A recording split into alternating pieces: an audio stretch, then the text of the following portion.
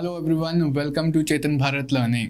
ਆਪਾਂ ਕੱਲ ਦੀ ਕਲਾਸ 'ਚ ਵਾਟਰ ਇਨ ਦੀ ਐਟਮੋਸਫੇਅਰ ਵਾਲਾ ਪੋਰਸ਼ਨ ਕੀਤਾ ਸੀ। ਵਾਟਰ ਸਾਈਕਲ, ਵੈਦਰ ਸਿਸਟਮਸ ਆਪਾਂ ਕੀਤੇ ਸੀ, ਕਿਸ ਤਰ੍ਹਾਂ ਰੇਨਫॉल ਹੁੰਦੀ ਹੈ, precipitation, condensation, cyclones, all these things were covered in yesterday's class. I hope ਤੁਸੀਂ ਉਹ ਕਲਾਸ ਦੇਖ ਲਈ ਹੋਣੀ ਹੈ ਤੇ ਤੁਹਾਨੂੰ ਆ ਸਾਰੇ ਕੰਪਲੀਕੇਟਡ ਜੇ ਕਨਸੈਪਟ ਸਮਝ ਆ ਗਏ ਹੋਣੇ ਆ। ਅੱਜ ਦੀ ਕਲਾਸ 'ਚ ਆਪਾਂ ਵਾਟਰ ਰਿਸੋਰਸਿਸ ਵਾਲਾ ਪੋਰਸ਼ਨ ਸਟਾਰਟ ਕਰਨ ਜਾ ਰਹੇ ਹਾਂ।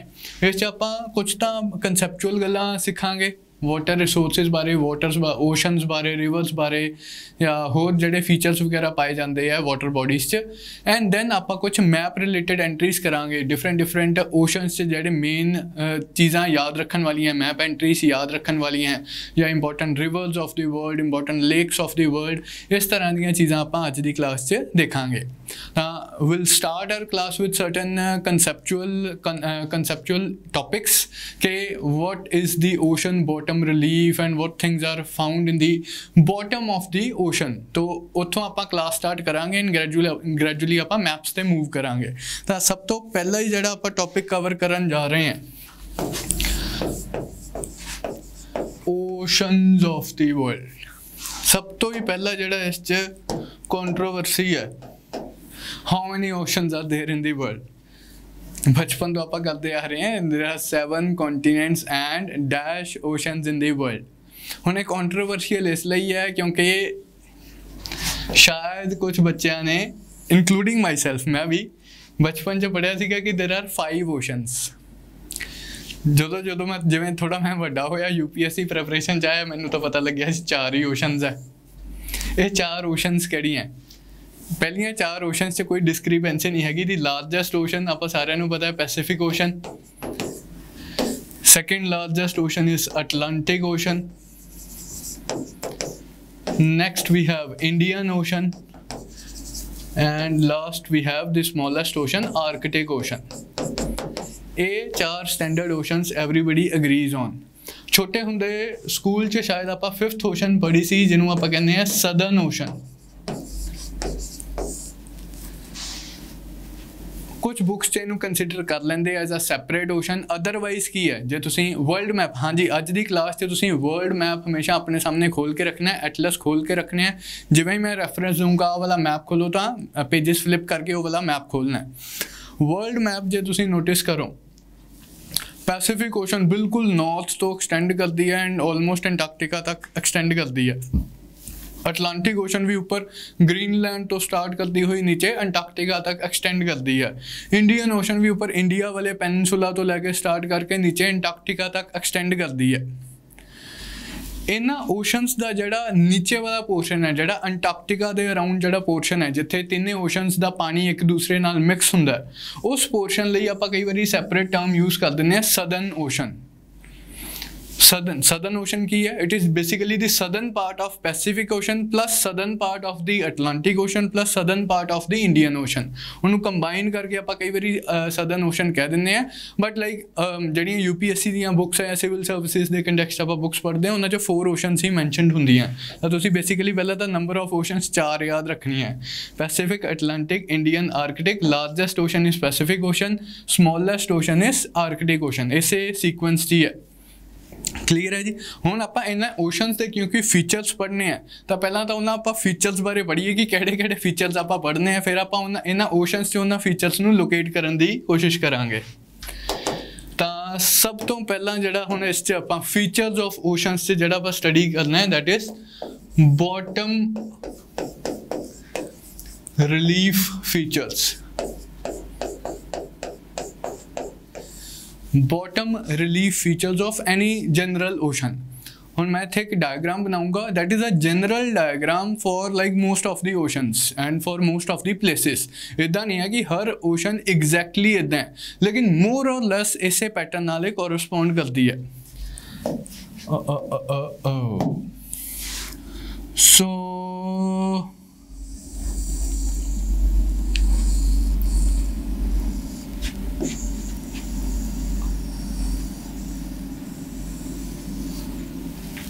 ये मैं हाफ ओशन बनाई है and map is of course not according to scale, rough free hand drawing है, किलोमीटर्स नाल दा कोई लेना देना नहीं है।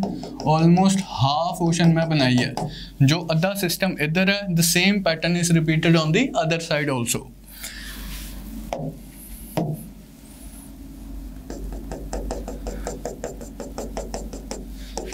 This is, let's say, the level of water.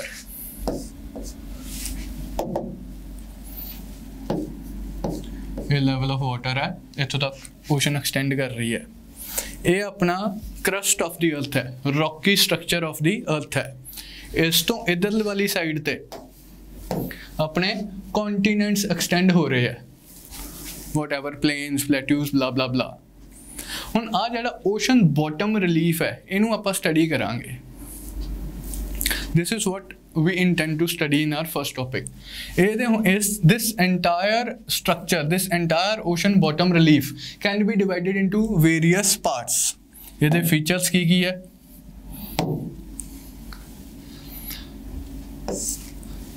सब तो पहले जिहड़ा पोर्शन आंदा है, इनू पहला मैं पार्ट्स च डिवाइड कर दिना, then this trench and this trench.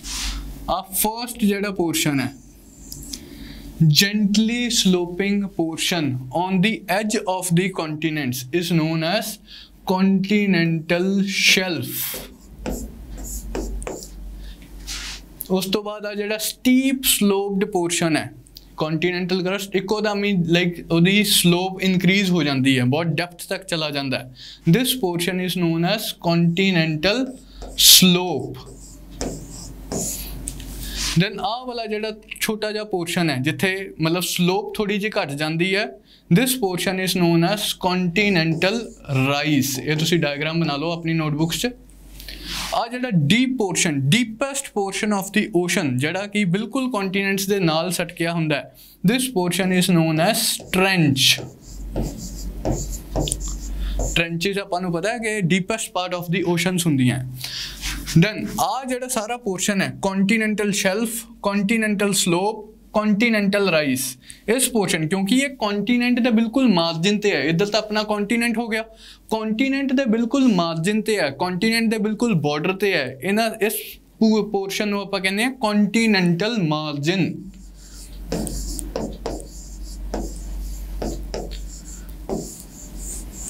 Continental margin. So what constitutes continental margin? Continental shelf, continental slope, continental rise. Margin क्यों कहते हैं? Boundary of the continents ते है।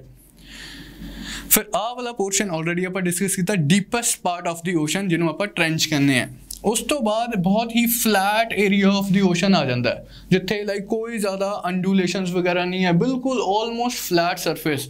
One of the largest flat areas of the world चाहते हैं जड़े आ वाला जड़ा पोर्शन है, इनू आप कहने हैं एबिसल प्लेन्स। एबिस तो बने एबिसल प्लेन्स, इनू आप डीप सी प्लेन्स भी कह दें, डीप ओशैनिक प्लेन्स भी कह दें। हाँ, थोड़ा जिहा टैक्नीकल वर्ड है इसलिए मैं यूज़ किया एबिसल प्लेन्स। ओशंस दे ऑलमोस्ट सेंटर च, बिल्कुल मिडल वाले पोर्शन च एक under sea mountainous chain exist करती है, चेन ऑफ माउंटेन्स एग्जिस्ट करती है, बिल्कुल central portion of the oceans च। इस माउंटेनियस चेन नूं आपां कहने हैं mid oceanic ridge. Mid oceanic ridge. So these are the different features that are found in the bottom of the oceans: continental shelf, continental slope, continental rise, trenches, abyssal plains and mid oceanic ridge. Clear है जी? I hope सारे ने diagram बना ली होगी, very important diagram है, इनू note कर लो। ਹੁਣ इन्ना ही फीचर्स ਦੇ ਆਪਾਂ कुछ थोड़ियां जियां बेसिक जियां डिटेल्स लिखांगे, तुसी अपनी कॉपी ते नोट करते रहना, मैं बोलूँगा। कॉन्टीनेंटल शेल्फ, हुण इत्थे कॉन्टीनेंट्स च की है, रिवर्स है। रिवर्स आ रही हैं, रिवर्स अपना पानी ओशनस से ड्रॉप कर रही हैं। हुण ओशन च सीधा सेंटर च तो पानी जाता नहीं पिया, rivers are dropping their water, rivers are rather technically जो मैं बोलना discharging their water on the continental shelf. इस करके कॉन्टीनेंटल शेल्फ का पहला फीचर तो तुहानूं इहदी नाम तो ही है, इहदी डायग्राम तो ही पता चल गया कि यह जेंटली स्लोपिंग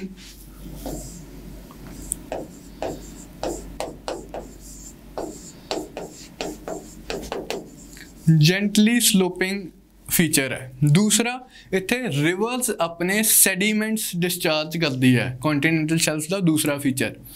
तीसरा फीचर क्योंकि हुण इत्थे सैडीमेंट्स भी है, इत्थे से के न्यूट्रीएंट्स भी अवेलेबल है, इस करके इत्थे मैरीन ऑर्गेनिजम्स सफिशिएंट क्वांटिटी च ग्रो करते हैं।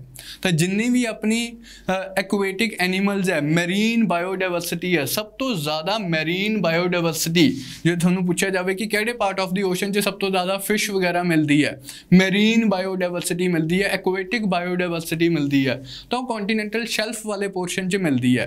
कारण की है उहदा आपां हुणे डिस्कस कीता, रिवर्स अपने सैडीमेंट्स लैके आनी है, सैडीमेंट्स च न्यूट्रीएंट्स वगैरह भी हुंदे है, फिर इत्थे सनलाइट भी पेनीट्रेट करती है। ऑटोट्रॉफिक जिहड़े ऑर्गेनिजम्स है वो किवें सर्वाइव करनगे, वो किवें फूड बनाएंगे in the presence of sunlight. इस पोर्शन तक सनलाइट भी सफिशिएंटली पेनीट्रेट करती है, डीप प्लेन्स तक तो सनलाइट भी नहीं पहुँचती, बिल्कुल डार्क एरिया हुंदा है, सनलाइट है, सैडीमेंट्स है, इस करके इत्थे एक्वेटिक लाइफ फ्लोरिश करती है। हुण इहदे नाल ही रिलेटेड एक होर पॉइंट है, आपां एनर्जी रिसोर्सिस च मिनरल ऑयल वाले बारे पढ़िया सी। मिनरल ऑयल किवें बनदा है? फॉसिलाइजेशन तो बनता है, मैरीन ऑर्गेनिजम्स की फॉसिलाइजेशन तो बनता है पेट्रोलीयम या फिर मिनरल ऑयल। हुण क्योंकि इत्थे मरीन ऑर्गेनिजम्स पाए जाते हैं, वही मरीन ऑर्गेनिजम जो मरते हैं इत्थे बैड ते डिपॉजिट हो जाते हैं एंड दैन सैडीमेंट्स उन्होंने कवर कर देंगे है। After millions of years, after hundreds of thousands of years वही जिहड़े मरीन ऑर्गेनिजम्स है उन्होंने फॉसिलाइजेशन हो जाती है एंड वो मिनरल ऑयल च कन्वर्ट हो जाते हैं। दैट वॉज द रीजन आपां कीता सी ऑफ शोर मिनरल ऑयल डिपॉजिट्स मिलती हैं, मतलब सी वाली साइड ते मिनरल ऑयल दी डिपॉजिट्स मिलती हैं आपां नूं। तो यह इकोनॉमिक एक्टिविटीज़ के पॉइंट ऑफ व्यू तो, फिशिंग के पॉइंट ऑफ व्यू तो या रिसोर्सिस के पॉइंट ऑफ व्यू तो मोस्ट इंपॉर्टेंट पोर्शन अपना कॉन्टीनेंटल शेल्फ है, ध्यान च रखना तुसीं, ठीक है, वेरी वेरी इंपॉर्टेंट। नैक्सट अच्छा शेल्फ च कुछ होर important features of continental shelf. कई बार की होंदा है कि शेल्फ ना बहुत ही मतलब इत्थे तो इस डायग्राम च मैं छोटी जी बनाई है, कई बार बहुत ही फ्लैट ते इलोंगेटेड हुंदी है, बिल्कुल कॉन्टीनेंटल मार्जिनस ते कई बार बहुत ही इलोंगेटेड हुंदी है, बहुत ही लंबी हुंदी है, बहुत ही प्रोट्रूडेड हुंदी है कॉन्टीनेंटल शेल्फ एंड बिल्कुल फ्लैट हुंदी है। ऑफ कोर्स पानी हुंदा ऊपर लेकिन बहुत shallow flat portion of the continental shelf, उहदे लिए आपां टर्म यूज करते हैं bank. So what are banks? Oceanography के पॉइंट ऑफ व्यू तो तुहानूं पूछा जाए, स्टेट बैंक ऑफ इंडिया नहींगा, ओशियानोग्राफी के पॉइंट ऑफ व्यू तो तुहानूं पूछा जाए what is a bank? It is the portion of the continental shelf which is elongated and flattened. फायदा की है, लाइक बैंक्स आप स्टडी क्यों करते हैं? शेल्फ आपां इन जनरली स्टडी किया कि it is rich in biodiversity. हुण जिन्नी ज़्यादा वड्डी शेल्फ होगी, जिन्नी ज़्यादा इलोंगेटेड शेल्फ होगी, जिन्नी ज़्यादा प्रोट्रूडेड शेल्फ होगी, उन्नी मरीन लाइफ ज़्यादा, उन्हें मरीन रिसोर्सिस ज़्यादा, उन्हें पेट्रोलीयम रिसोर्सिस की पॉसिबिलिटी ज़्यादा। तो इसलिए banks are economically important and banks are one of the most important fishing grounds of the world. आप हुणे मैप च करांगे, कुछ इंपॉर्टेंट बैंक्स देखांगे, Dogger banks, Newfoundland banks, ये फिशिंग पॉइंट ऑफ व्यू तो मोस्ट इंपॉर्टेंट रीजनस मन्ने जाते हैं, ठीक है जी। दूसरा स्लोप वाला पोर्शन आता है। स्लोप वाले पोर्शन के कंटैक्स्ट तुसीं की याद रखना, बस दो सिंपल जे पॉइंट्स है। एक तो इसका नाम ही स्लोप इस करके क्योंकि इत्थे बहुत स्टीप स्लोप है, एकदम फॉल हुंदा है। स्टीप स्लोप होने करके उहदा एक दूसरा जिहड़ा पॉइंट तुसीं याद रखना है कि इत्थे कोई सैडीमेंट्स नहीं होंदे। मान लो रिवर्स जे कोई सैडीमेंट्स लैके आंदी हैं तो इस पोर्शन तो ਲਾਈਕ ਸੈਡੀਮੈਂਟਸ ਇਸ ਪੋਰਸ਼ਨ 'ਚ ਕੰਟੇਨ ਨਹੀਂ ਹੋ ਪਾਉਂਦੇ। ਜਦੋਂ ਸੈਡੀਮੈਂਟਸ ਅੱਗੇ ਮੂਵ ਕਰਦੇ ਆ ਤਾਂ ਇਸ ਪੋਰਸ਼ਨ 'ਤੇ ਤਾਂ because of the steep slope ਇੱਥੇ ਸੈਡੀਮੈਂਟਸ ਟਿਕਦੇ ਨਹੀਂ ਹੈ, ਫਿਰ ਸੈਡੀਮੈਂਟਸ ਇੱਥੇ ਰਾਈਜ਼ ਵਾਲੇ ਪੋਰਸ਼ਨ 'ਚ ਆਉਣਗੇ। ਤਾਂ ਤੁਹਾਨੂੰ ਪੁੱਛਿਆ ਜਾਵੇ ਕਿ ਜਿਹੜੇ ਰਿਵਰ ਸੈਡੀਮੈਂਟਸ ਆਉਂਦੇ ਆ ਕਿਹੜੇ ਪੋਰਸ਼ਨ 'ਤੇ ਡਿਪੋਜ਼ਿਟ ਹੁੰਦੇ ਆ, ਜਾਂ ਤਾਂ ਕੰਟੀਨੈਂਟਲ ਸ਼ੈਲਫ 'ਚ ਡਿਪੋਜ਼ਿਟ ਹੁੰਦੇ ਆ ਮੋਸਟਲੀ। ਜੇ ਕੰਟੀਨੈਂਟਲ ਸ਼ੈਲਫ ਤੇ ਡਿਪੋਜ਼ਿਟ ਨਾ ਹੋਣ, ਇੰਨੇ ਜ਼ਿਆਦਾ ਸੈਡੀਮੈਂਟਸ ਹੋਣ, ਤਾਂ ਸਲੋਪ ਤੇ ਕੋਈ ਸੈਡੀਮੈਂਟਸ ਨਹੀਂ ਹੋਊਗਾ, ਉਸ ਤੋਂ ਬਾਅਦ ਕੰਟੀਨੈਂਟਲ ਰਾਈਜ਼ 'ਚ ਹੋਊਗਾ ਸੈਡੀਮੈਂਟਸ। ਕਲੀਅਰ ਹੈ ਜੀ? The slope has no sediments and it is called continental slope because of its steep gradient.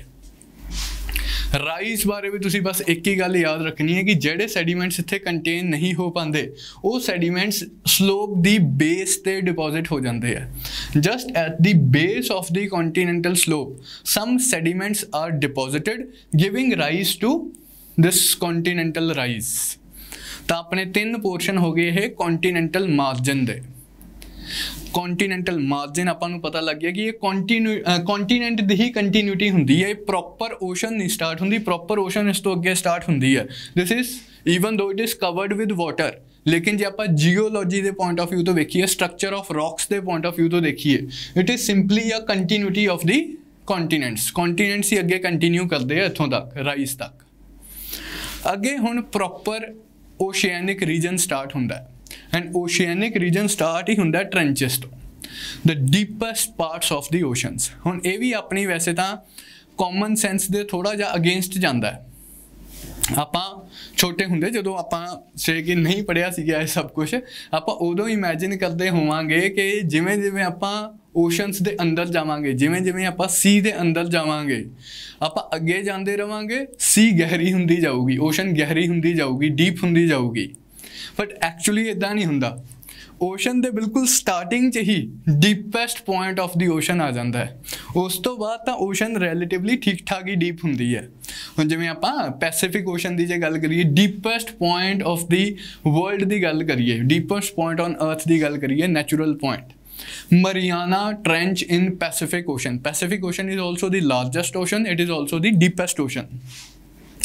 Deepest point ਕਿਹੜਾ ਹੈ Pacific Ocean the? Mariana Trench. Almost 11 kilometers from the surface ਹੈ।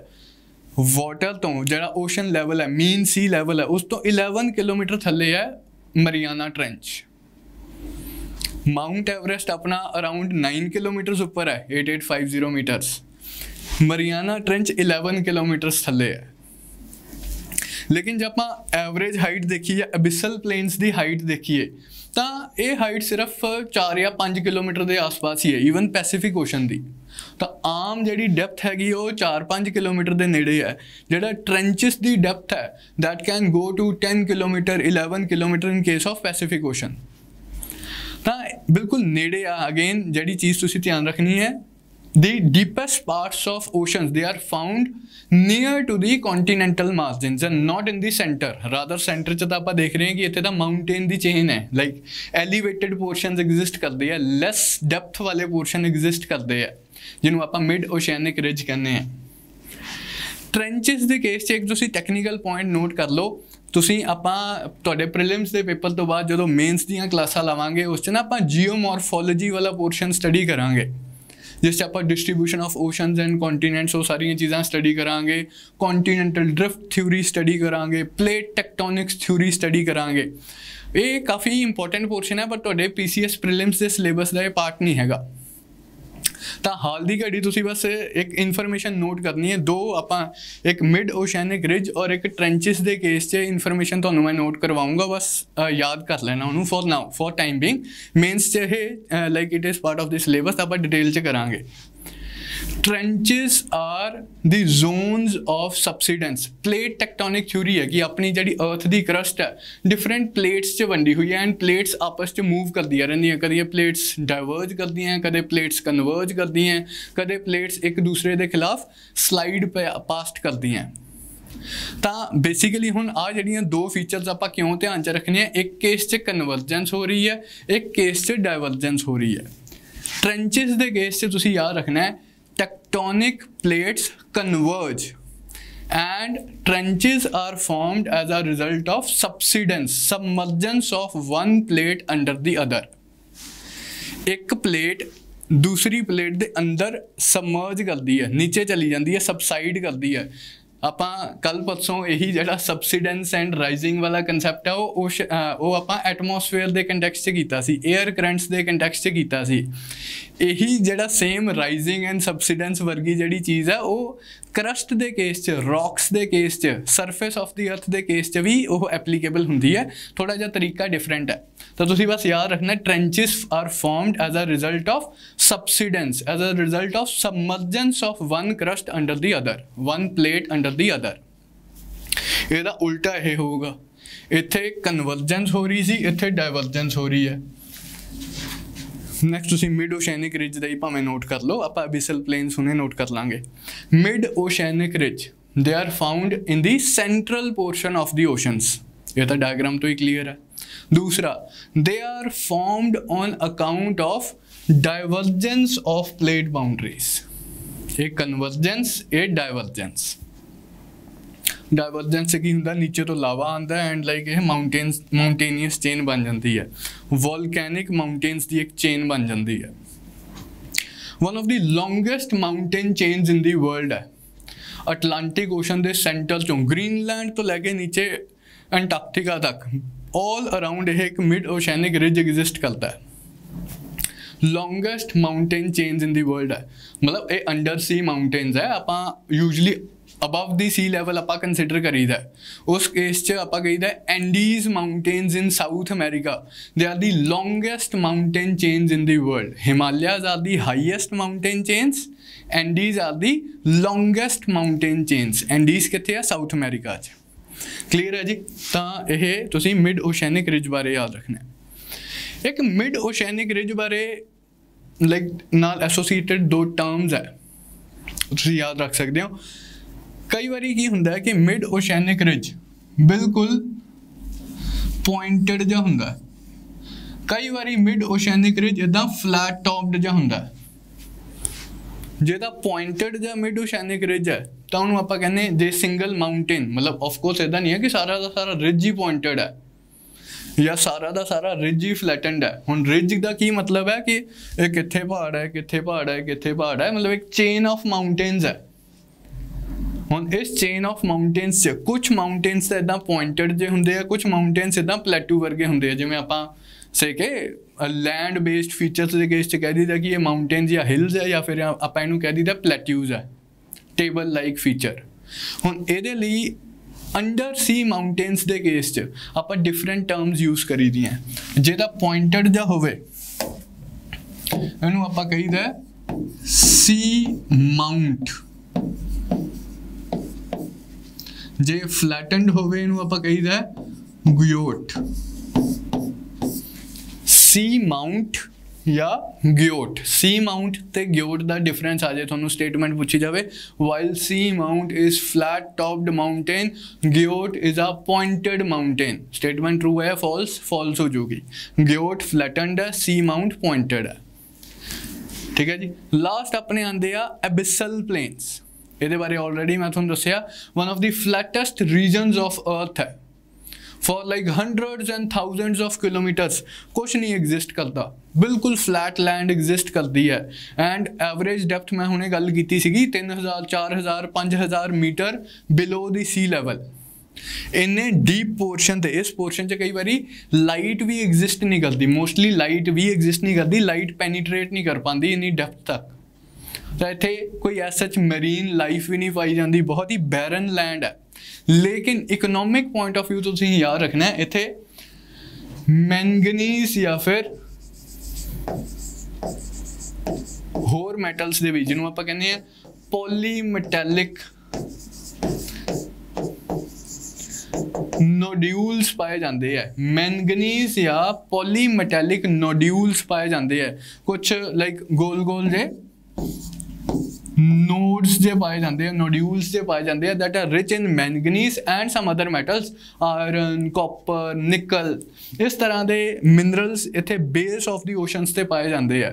हुण आपां नूं लालच तो बहुत है कि ये एक्सट्रैक्ट कर लीए, फ्री फंड का माल है, किसी कंट्री का कंट्रोल नहीं हैगा, जाके कढ़ लो। बट द थिंग इज कि because this portion abyssal plains are 300 3000 4000 5000 metres below the sea level, इन्हों एक्सट्रैक्ट करने का प्रोसैस इकोनॉमिकल नहीं हैगा। अज की डेट से खर्चा ज़्यादा हो जाऊगा, कॉपर घट मिलूगा, तो इस करके आप एक्सट्रैक्ट कर नहीं रहे। बट काफ़ी रिसर्च चल रही है इस केस च कि किस तरह आप हाँ पॉलीमेटैलिक नड्यूल्स नू एक्सट्रैक्ट कर सकते हैं इकोनॉमिकली। इंडिया भी Indian ocean, central Indian ocean वाले पोर्शन च इंडिया नू कुछ एरिया मिलिया होया, उत्थे इंडिया भी रिसर्च कर रहा है कि किस तरह इन्हों एक्सट्रैक्ट किया जा सकता है। बट हजे कोई इकोनॉमिकल तरीका आपां नू मिलिया नहीं है। So this is the ocean bottom relief. I believe all the things are covered. Now इस दे नाल ये मैं डिलीट कर रहा जी, आई बिलीव तुसीं सब ने नोट कर लिया होना।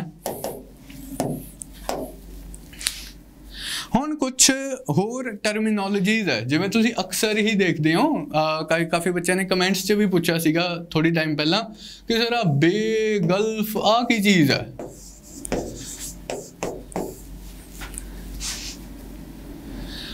ओशनस दा जे पोर्शन, ओशन ते पहली गल सी च की डिफरेंस है। ओशन वड्डा हुंदा है, ओशन दे सराउंडिंग जिहड़ा कंट्रीज़ दे नाल कुछ एरिया लगता, कई बार उन्होंने एक स्पैसीफिक नाम दे दिता जाता किसी specific portion of the ocean नूं, उन्होंने आप बेसिकली सी कह देंगे हैं। एज सच कोई स्ट्रक्चर वाइज कोई फर्क नहीं हैगा, जिवें दी ओशन उवें दी सी, साइज़ वाइज ही थोड़ा जिहा डिफरेंस है। बे ते गल्फ की है, आपां लैंड दे केस च एक टर्म पढ़ी दा पेनिनसुला। कोई मैं दसूगा व्हाट इज पेनिनसुला? इंडिया दे इदा मैं कोस्ट लाइन बनाना हुन्ना, इन्हू आप कहते हैं peninsular India, Indian peninsula, the portion of land surrounded by water on 3 sides. जे कोई इस तरह का भी लैंड होवे, portion of land surrounded by water on 3 sides, it is a peninsula. यही चीज़ तुसी उल्टी कर दो हुण बस। Portion of water, instead of writing land here and water here, if I write water here and land here, if I write water here and land here, तो ये बन जाएगी बे या gulf. Portion of water surrounded by land on 3 sides, portion of water, water body surrounded by land on 3 sides. Water का मतलब ocean या seize की गल कर रहा, मैं रिवर्स रूवर्स की नहीं गल कर रहा। Surrounded by land on 3 sides, लेकिन हम लैंड के केस आप सिंगल टर्म यूज करी दा पेनिनसुला, इस केस आप 2 टर्म्स यूज कर रहे हैं बे या गल्फ। इन्हां च बस एक ही डिफरेंस है कि विड्थ किदे वाइड है। जे तो बहुत वाइड माउथ है, ब्रॉड माउथ है, तो इनू आप कह दीदा बे। जे बहुत ही नैरो माउथ है, इस तरह नैरो जी ओपनिंग है, इनू आप कह दीदा गल्फ। बस इन्ना ही डिफरेंस है, नैरो माउथ है कि ब्रॉड माउथ है। ये रिलेटिवली थोड़ी जी छोटी भी होंगी है, रिलेटिवली थोड़ी जी वड्डी भी होंगी है।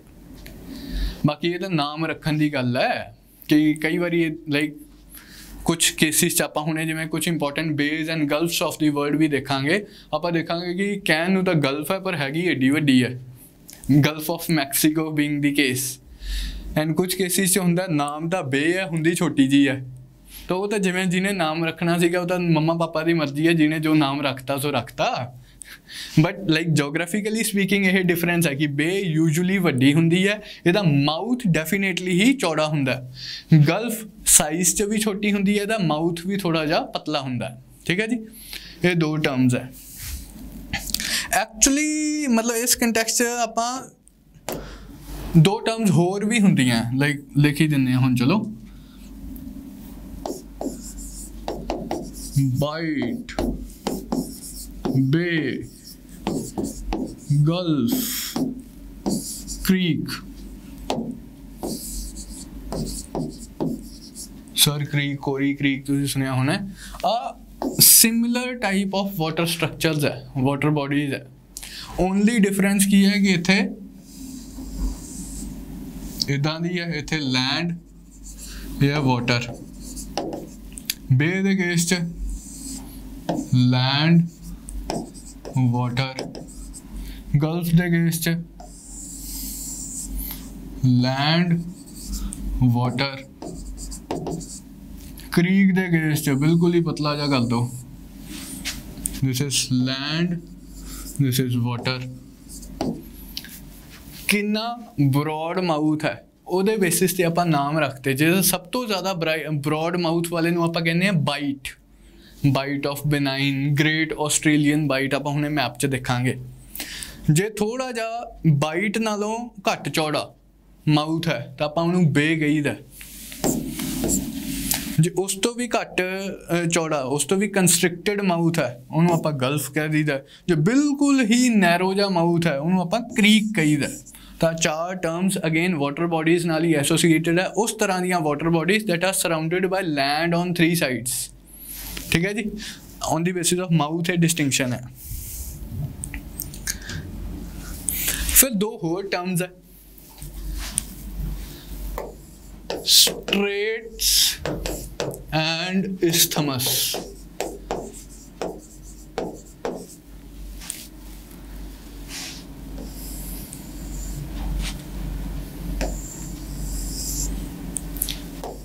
This is a piece of land, this is a portion of land, a narrow water channel that joins two larger water bodies। अभी कोई सी है, अभी कोई सी है या ओशन है या whatever, या कोई गल्फ है या कोई बे है, whatever, ये भी कोई वाटर बॉडी है, ये भी कोई लार्जर वाटर बॉडी है।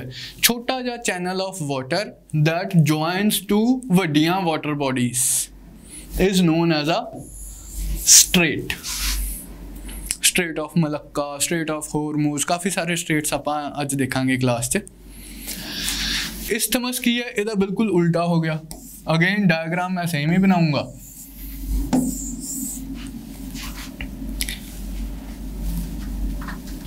ये एक portion of land, this is a portion of land, this is a water body, this is a water body. A narrow strip of land connecting two larger land masses is known as isthmus। ठीक है, बिल्कुल ਇਹਦਾ उल्टा diagram ਤੁਸੀਂ देख सकते हो, दोनों बिल्कुल सेम डायग्राम्स मैं बनाई हैं। इस केस च बस लैंड ते सी का फर्क है, मतलब isthmus and strait they are equivalents of each other. एक सी के केस च, एक लैंड के केस च, वाटर के केस च, लैंड के केस च। इनू आप एक होर तरीके नाल भी कह सकते हैं, a narrow strip of water separating two land masses, a narrow strip of land separating two water bodies, isthmus, उस केस च straight। ਤਾਂ we'll see some of the important straits and isthmus of the world। ਹੋਰ ਕੋਈ term ਜਿਹੜਾ ਰਹਿ ਗਿਆ ਹੋਵੇ ਆਪਣਾ, ठीक है जी। ਹੁਣ डीपेस्ट, अच्छा अपना एटलस खोलो जी अपना।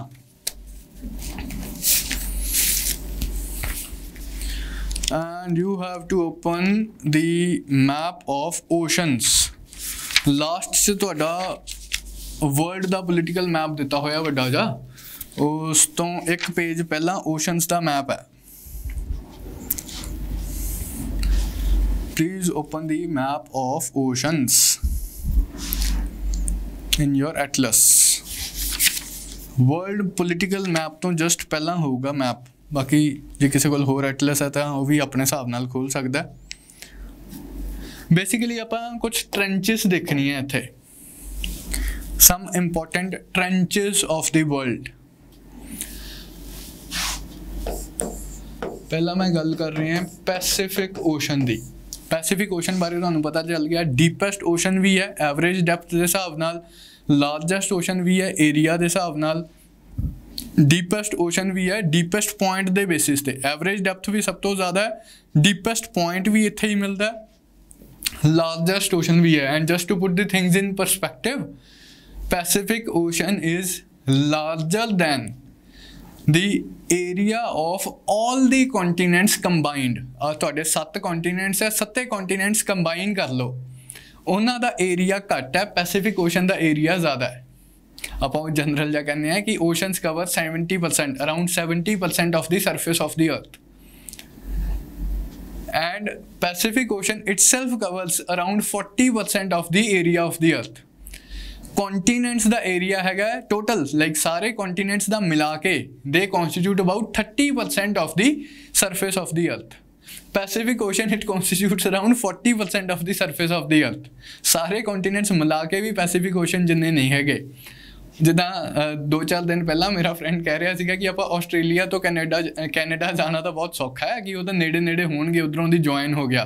वो मैं उन्होंने कहा कि विच बई पैसिफिक ओशन आती है, आपां नूं मैप च देख के इस चीज़ like we do not realise this thing while seeing a map, क्योंकि मैप आस्ट्रेलिया ते आके न्यूजीलैंड ते आके खत्म हो जाता है एंड इधरों आपां देखना स्टार्ट करीदा कैनेडा तो स्टार्ट होंदा US कैनेडा अलास्का वाले पोर्शन तो आपां नूं लगदा कि आस्ट्रेलिया टप्पे ते से कि साउथ अमेरिका आ गया, नॉर्थ अमेरिका आ गया, बट नहीं, रस्ते च आंदी है Pacific ocean, the largest ocean in the world, the area of which is more than the area of all the continents combined. So Pacific ocean इत्थे तुसी ट्रेंचेस जड़ियां मैं तुहानू नोट करवानी है। खोलिया भी सबने map, some of the important trenches आपां ऑलरेडी गल की मरियाना ट्रेंच दी। This is the deepest trench in the world, around 11 kilometre deep है। मरियाना ट्रेंच लोकेट करो भी, जापान सबने लोकेट कर ले, it will be easier for you. Asia का मैप इधर अटलांटिक पैसिफिक ओशन दे बिल्कुल नॉर्थ वेस्ट च देखो, बिल्कुल top right corner, top left corner ते देखो जापान तो नज़र आऊगा। जापान दे जस्ट नाल हैगी है जापान ट्रेंच। जापान ट्रेंच तो हौली हौली थले आंदे जाओ, डार्क ब्लू वाला पोर्शन कवर करते हुए Japan trench. Then you have Guam trench है, उन्होंने इग्नोर करो। गुआम तो थोड़ी जी थले हैगी है मरियाना ट्रेंच। मिंडनाओ ट्रेंच भी हैगी है उत्थे ही। फिलीपींस आइलैंड्स लोकेट करो, मिंडनाओ ट्रेंच तो नज़र आऊगी। Mariana trench, Japan trench, Mindanao trench, some of the deepest trenches in the world है, पैसिफिक ओशन च पाए जाते हैं। ठीक है जी, आ तीन तुसी ट्रेंचेस इत्थे याद रखनी है, पैसिफिक ओशन दियां ट्रेंचेस है। मतलब जे लोकेट नहीं भी हो रही एटलीस्ट ये तीन तुसी अपने ही कॉपी च नोट कर सकते हो, important trenches of Pacific ocean. हुण अटलांटिक ओशन की जे आपां गल करिए, पहला तो एटलीस्ट जी तुसी सब तो इंपॉर्टेंट चीज़ नोटिस करनी है अटलांटिक ओशन के केस च, इसे ही मैप च ऊपर दिता होया अटलांटिक ओशन बिल्कुल सेंटर च तुसी देखो इत्थे मिड अटलांटिक रिज लिखिया तो नज़र आ रहा होगा लाइट ब्लू पोर्शन च। सारी ओशन थोड़ी जी डार्क ब्लू है, एक तो एजिस ते लाइट ब्लू पोर्शन है, एक बिल्कुल सेंटर च भी लाइट ब्लू पोर्शन है। लाइट ब्लू पोर्शन का मतलब है कि इत्थे डेप्थ घट है। क्यों डेप्थ घट है हुण तुहानूं पता है, आप पिछले टॉपिक च देखिया कि क्योंकि इत्थे मिड ओशियानिक रिज है। अटलांटिक ओशन के केस आप रिज का नाम रखा मिड अटलांटिक रिज। देखो बिल्कुल टॉप तो लैके बॉटम तक इस तरह एस जे शेप च एक रिज बनया होया है।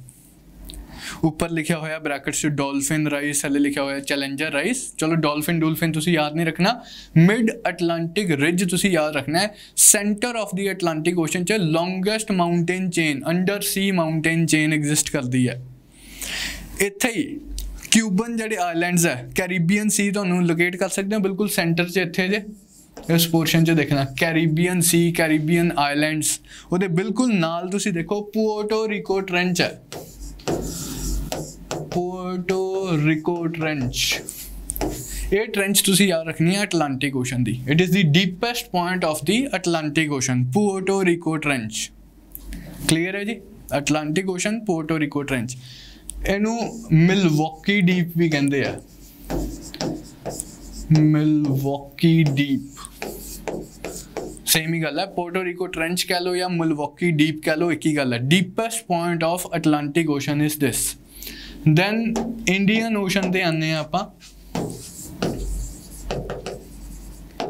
इंडियन ओशन च India you can very well locate. India तो थले इत्थे मलेशिया वाल आ जाओ, मलेशिया तो नीचे इंडोनेशिया। इंडोनेशिया दे बिल्कुल थले इफ दिस इज इंडिया तो इस वाले पोर्शन च देखो तुहानूं इत्थे एक ट्रेंच नज़र आ रही होगी, that is Java trench. Java trench the ਡੀਪੈਸਟ point of Indian ocean. ਇਸੇ ਟ੍ਰੈਂਚ ਲਈ ਜਿਵੇਂ ਆਪਾਂ ਉੱਥੇ ਮਿਲਵੋਕੀ ਡੀਪ ਵਰਡ ਯੂਜ਼ ਕੀਤਾ ਸੀਗਾ, ਇਹਦੇ ਲਈ ਆਪਾਂ ਵਰਡ ਯੂਜ਼ ਕਰਦੇ ਹਾਂ ਸੁੰਡਾ deep. The ਡੀਪੈਸਟ point of Indian ocean. ਤਾਂ ਤੁਹਾਨੂੰ ਹੁਣ ਤਿੰਨੇ ਓਸ਼ਨਸ ਦੇ ਡੀਪੈਸਟ ਪੁਆਇੰਟਸ ਪਤਾ ਹੈ, ਮਰੀਆਨਾ ਟ੍ਰੈਂਚ, ਪੋਰਟੋ ਰੀਕੋ ਟ੍ਰੈਂਚ, ਜਾਵਾ ਟ੍ਰੈਂਚ। ਠੀਕ ਹੈ ਜੀ। ਆਰਕਟਿਕ ਓਸ਼ਨ ਦਾ ਯਾਦ ਰੱਖਣ ਦੀ ਲੋੜ ਨਹੀਂ ਗੀ ਕਿਉਂਕਿ ਉਹ ਫਰੋਜ਼ਨ ਹੀ ਰਹਿੰਦੀ ਹੈ ਸਾਰਾ ਸਾਲ, मतलब मोस्ट ऑफ द टाइम्स। सो एक तो तुसीं ये तीन चीज़ां ध्यान च रखनियां। दैन आपां अज दी क्लास च कुछ important rivers of the world भी करांगे। रिवर्स दे केस च मैं दो टर्म्स तुहाडे नाल डिस्कस करनी है, delta and estuary. What is a delta and what is an estuary?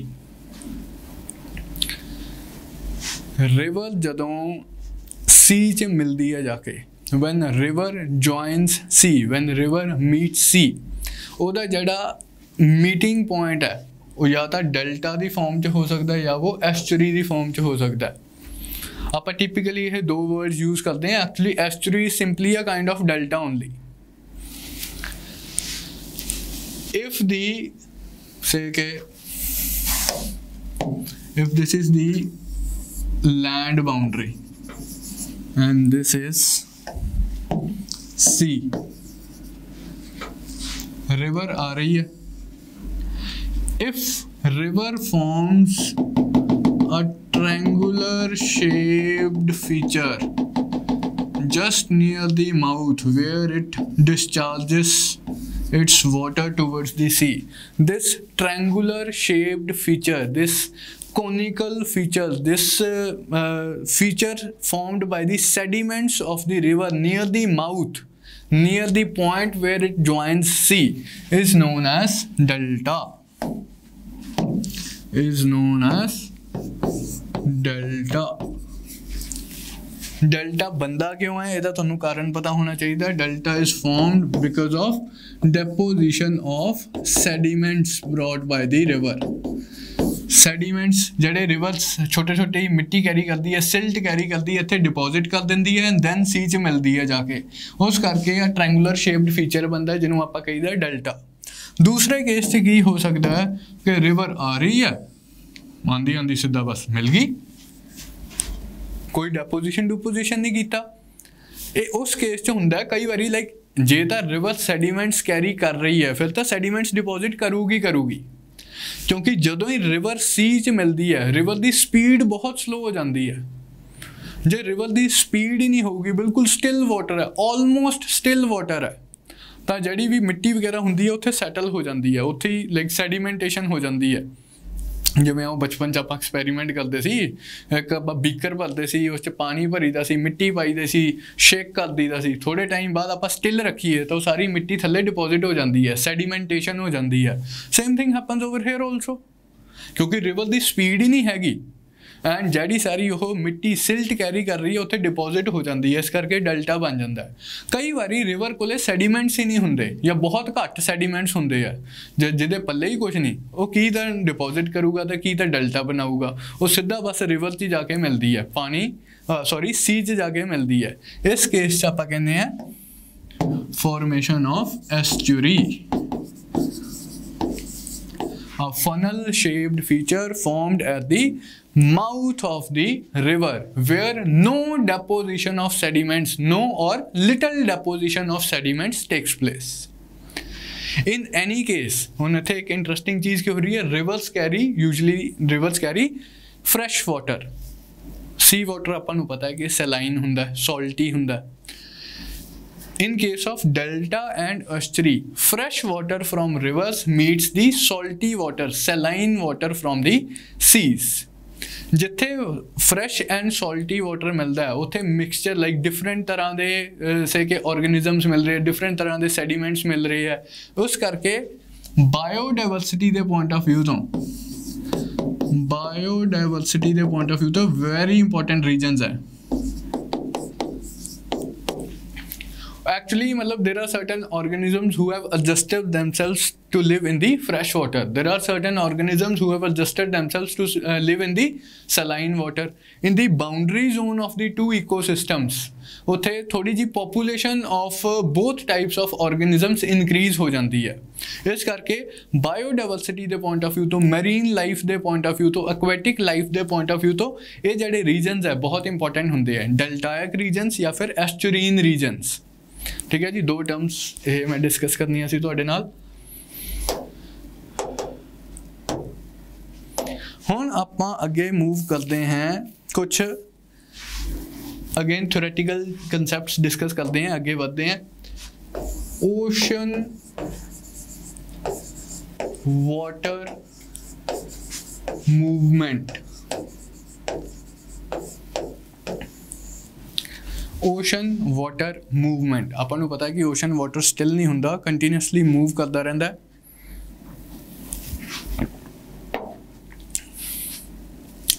तीन तरह की मूवमेंट इत्थे डोमीनेंट है. या तो वेव्स की फॉर्म च पानी मूव करता है, या फिर करंट्स की फॉर्म च पानी मूव करता है, या फिर टाइड्स दी फॉर्म च पानी मूव करता है. Waves, currents and tides. Waves की हैं लहरें. आपां बीच लोकेशन ते जाईदा, कोस्टल लोकेशन ते घूमन जाइए, जड़ियां आपां नूं लाइक लहरां जड़ियां आपां देखदे हैं, दे आर सिंपली वेव्स. क्यों? How are waves formed? They are simply formed by friction exerted by wind. Friction exerted by wind.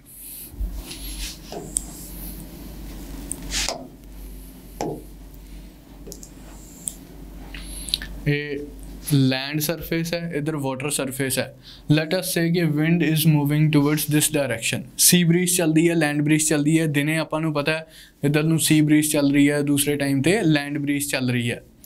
तो विंड वाटर पार्टिकल्स नूं जिहड़े सरफेस ते वाटर पार्टिकल्स होणगे, आपां गल कीता सीगा कि friction is one of the forces, frictional force is one of the forces that affect the wind movement. इहदा उल्टा भी ट्रू है. जे सरफेस ते मतलब फ्रिक्शन मिल रही है विंड नूं, विंड भी तो पानी नूं पुश कर रही है. तो because of the push provided by the wind, because of the friction exerted by the wind, आ जिहड़े उपर पार्टिकल्स ऑफ वाटर है ये मूव करते हैं, ये राइज करते हैं. क्योंकि हुण आपां नूं विंड तां जी किते भी चल सकती है, लेकिन आपां नूं लहरां तां किते भी नहीं दिखदियां. यूजली जिहड़ी टिपिकल लहर जी हुंदी है जिस च तुसीं वज के लाइक वेव पूल्स च तुसीं इंजॉय करते हो, नैचुरली भी जिहड़ियां वेव्स बनदियां बीच लोकेशनस ते तुसीं इंजॉय करते हो, वो सिर्फ बीच वाली साइड ते ही क्यों बनदियां? सेंटर ऑफ द ओशन च तां सानूं कदे दिखियां नहीं. उनका कारण हुंदा कि इत्थे डेप्थ ऑफ ओशन घट है.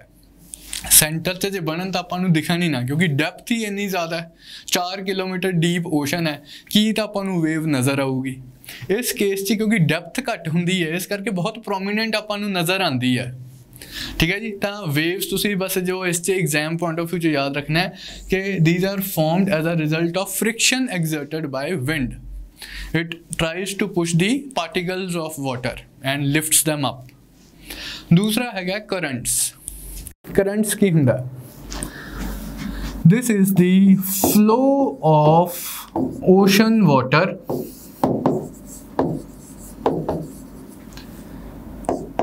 in a definite path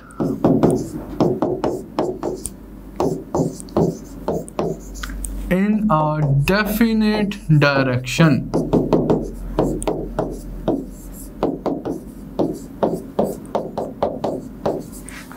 Definite path, definite direction च जदों ओशन वाटर फ्लो करता है उन्होंने आपां कहने हैं ओशन करंट्स. हुण आपां इन्नी वड्डी तुसीं मैप हुणे देखिया, Atlantic ocean, Indian ocean, Pacific ocean तुसीं देखियां, इन्नियां वड्डियां ओशनस है.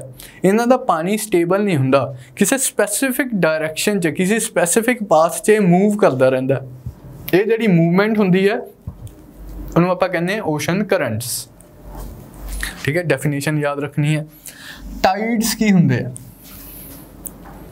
ये वाला टॉपिक आप थोड़ा डिटेल च करांगे। टाइड्स की हुंदे आ, tides is the rhythmic rise and fall of sea level at a particular place. Rhythmic rise and fall of sea level, इन्हों ਆਪਾਂ टाइड्स कहने हैं। ਹੁਣ ਇਹ ਤਾਂ ਮੈਂ ਤੁਹਾਨੂੰ ਦੱਸਦਾ ਕਿ ਜਿਹੜੀਆਂ ਆਪਾਂ ਬੀਚ ਤੇ ਵੇਖਦੇ ਹਾਂ ਕਿ ਵੇਵ ਆ ਰਹੀ ਹੈ, ਕਦੇ ਉੱਪਰ ਉੱਠੀ ਆ ਕ੍ਰੈਸ਼ ਕਰ ਗਈ, ਉਹ ਤਾਂ ਹੈਗੀਆਂ ਵੇਵਸ। ਕਰੰਟਸ ਮੈਂ ਤੁਹਾਨੂੰ ਦੱਸਦਾ ਕਿ ਲਾਰਜਰ ਜਿਹੜੀ ਸੈਂਟਰ ਆਫ ਦੀ ਓਸ਼ਨ 'ਚ ਜਿਹੜਾ ਪਾਣੀ ਪੂਣੀ ਹੁੰਦਾ ਹੈ ਜਾਂ डीप ओशन से जो पानी होंगे वो स्टिल नहीं होंगे, किसी स्पैसीफिक डायरैक्शन च मूव कर रहा होंगे, वो करंट्स होंगे। वी कैन लाइक मोटा जा विजुलाइज कर सकते हैं। ये टाइड्स की चीज़ है, टाइड की सफ़ेदी। Like what happens in a tide, how is it a tide different from a wave? बहुत फर्क है। ये सिंपल लाइक पानी का राइज एंड फॉल नहीं है कि रैंडमली पानी उठे एंड पानी थले चला गया। ये rise and fall of sea level है। Point to be noted my lord. Sea level एक पर्टिकुलर लोकेशन से कदे राइज करता है, कदे फॉल करता है, कदे राइज करता है, कदे फॉल करता है। 6 घंटे सी लैवल थोड़ा जिहा ऊपर आता है, 6 घंटे सी लैवल थोड़ा थले चला जाता है। सी लैवल ऊपर आता है, सी लैवल थले जाता है। टाइड्स भी आप थोड़ा जिहा डिटेल च डिस्कस करांगे। ये 3 तरह की ओशन वाटर मूवमेंट तुसीं ध्यान च रखना। नैक्सट जिहड़ा हैगा आपां डिस्कस करना है, वो करंट्स ही करना है। ओके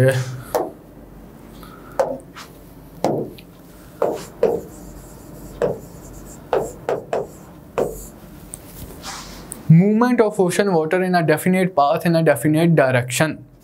ये मूवमेंट किवें हुंदी है? What are the factors responsible for this movement? सब तो पहला तो हैगा solar heating plus gravity,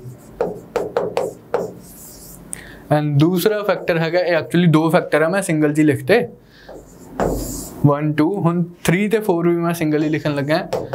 wind plus Coriolis force.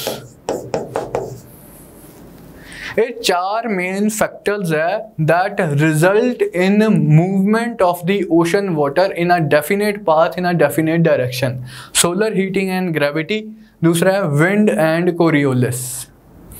हुण आ सोलर हीटिंग वाला पॉइंट की है लाइक, एंड ग्रेविटी वाला पॉइंट की, ग्रेविटी की है कि लाइक पानी नूं अपने वाल मतलब अलॉन्ग दी ग्रेडियंट वो खिंचदी है। हुण इहदा एक अगेन आप थॉट एक्सपेरीमेंट करांगे।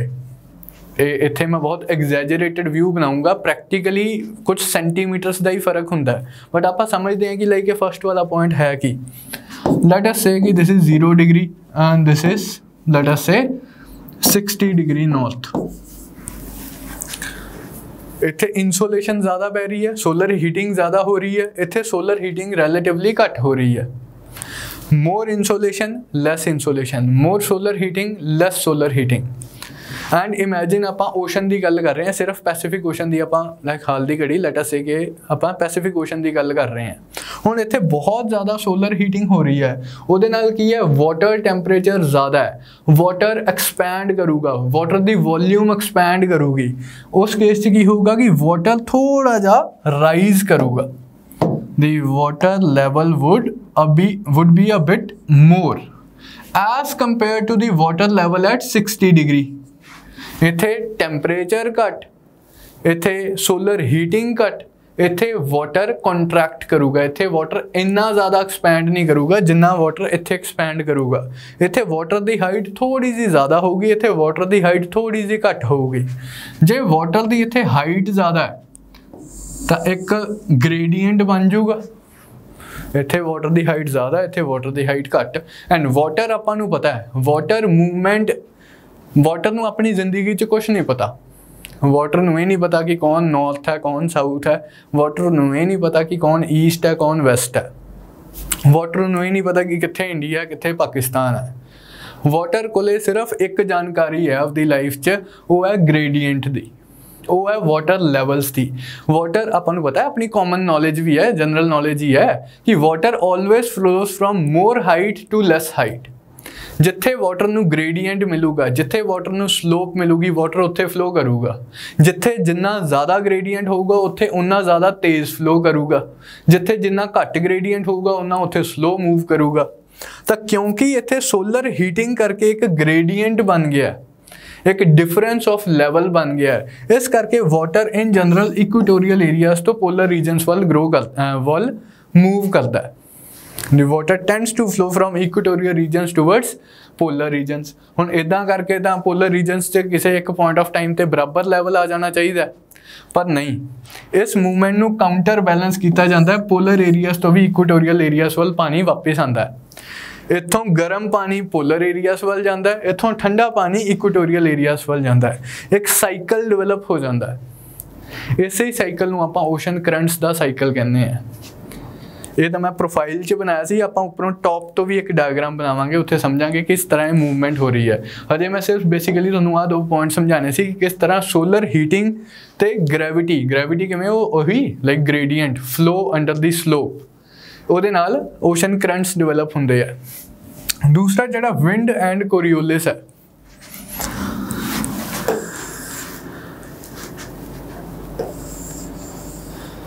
सब tropical high pressure belt, subtropical high pressure belt, equatorial low pressure belt.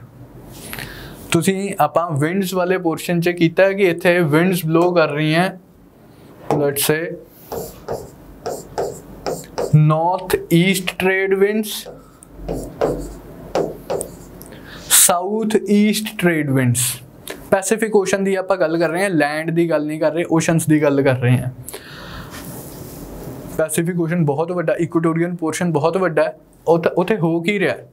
उपरों भी विंड्स आ रही हैं ईस्टरली डायरैक्शनस च, नीचों भी विंड्स आ रही हैं ईस्टरली डायरैक्शनस च। दोनों ही पासे तो जिहड़ा विंड्स का प्रैशर है, विंड्स ट्राई कर रही हैं कि पानी नूं आपां उस तरफ पुश करिए। विंड्स तो अपना फ्लो कर रही हैं, लेकिन विंड्स अपने नाल पानी नूं भी पुश कर रही हैं।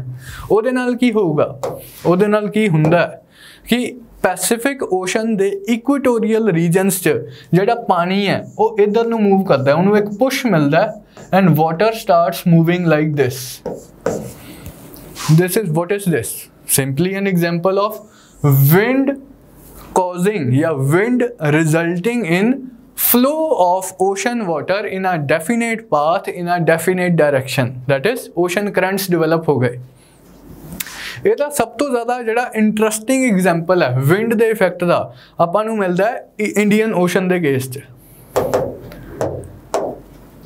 इंडियन ओशन के केस च की हुंदा कि लेट्स से कि अपना ये हैगा इंडिया। ਹੁਣ ਇੰਡੀਆ 'ਚ ਆਪਾਂ ਨੂੰ ਪਤਾ ਕਿ ਮੌਨਸੂਨਸ ਆਉਂਦੇ ਆ, ਇੱਕ ਸਾਊਥ ਵੈਸਟ ਮੌਨਸੂਨਸ ਆਉਂਦੇ ਆ, ਦੂਸਰੇ ਨਾਰਥ ਈਸਟ ਮੌਨਸੂਨਸ ਆਉਂਦੇ ਆ। ਐਂ ਤੁਹਾਨੂੰ ਪਤਾ ਹੀ ਹੈ ਕਿ ਵਿੰਡਸ ਦਾ ਆਪਾਂ ਨਾਮ ਕਿਸ ਬੇਸਿਸ ਤੇ ਰੱਖੀਦਾ ਕਿ ਇੱਕ ਕੇਸ 'ਚ ਕਿ ਮਤਲਬ ਵਿੰਡਸ ਦਾ ਨਾਮ ਆਪਾਂ ਕਿਸ ਬੇਸ ਤੇ ਰੱਖੀਦਾ, ਓਰੀਜੀਨੇਟਿੰਗ ਡਾਇਰੈਕਸ਼ਨ ਦੇ ਕੇਸ ਦੇ ਬੇਸਿਸ ਤੇ। ਤਾਂ ਆਪਾਂ ਇੱਥੋਂ ਦੇਖੀਏ ਤਾਂ ਵਿੰਡਸ ਇਸ ਤਰ੍ਹਾਂ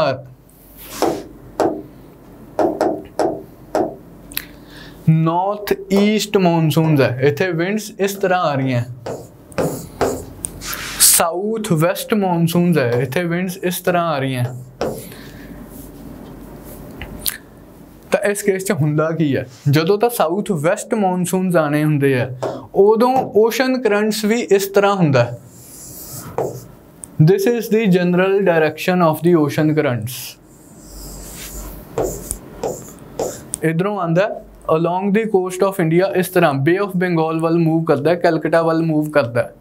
जो नॉर्थ ईस्ट मॉनसूनस आने होंगे है उदों ओशन करंट्स की डेफिनेशन, ओशन करंट्स की डायरैक्शन भी चेंज हो जाती है, उदों इस तरह करंट्स मूव करते हैं। लेकिन हुण इधर नूं कैलकटा तो इधर अफ्रीका वाल मूव करते हैं। विंड्स की डायरैक्शन चेंज हुई, नाल ओशन करंट्स की डायरैक्शन भी चेंज हो गई। आप लाइक इस एग्जाम्पल तो आप समझ सकते हैं कि लाइक कितना ज़्यादा इफेक्ट करती है wind in causing these ocean currents. And दूसरी थोनों एक होर फैक्ट पता चलिया, एक फैक्चुअल इन्फॉर्मेशन पता चली है कि इंडियन ओशन च आ गड़बड़ चल रही है। इंडियन ओशन च कोई डेफिनेट पाथ सारा साल नहीं रहिंदा। इंडियन ओशन च किस डायरैक्शन च करंट मूव करूगा ये डिसाइड करता है कि सीजन केड़ा है, नॉर्थ ईस्ट मॉनसून सीजन है या साउथ वेस्ट मॉनसून सीजन है। साउथ वेस्ट मॉनसून सीजन च इस तरह मूव करता है, नॉर्थ ईस्ट मॉनसून सीजन च इस तरह मूव करता है। क्लियर है जी। फिर आप आने हैं कोरियोलिस फोर्स ते।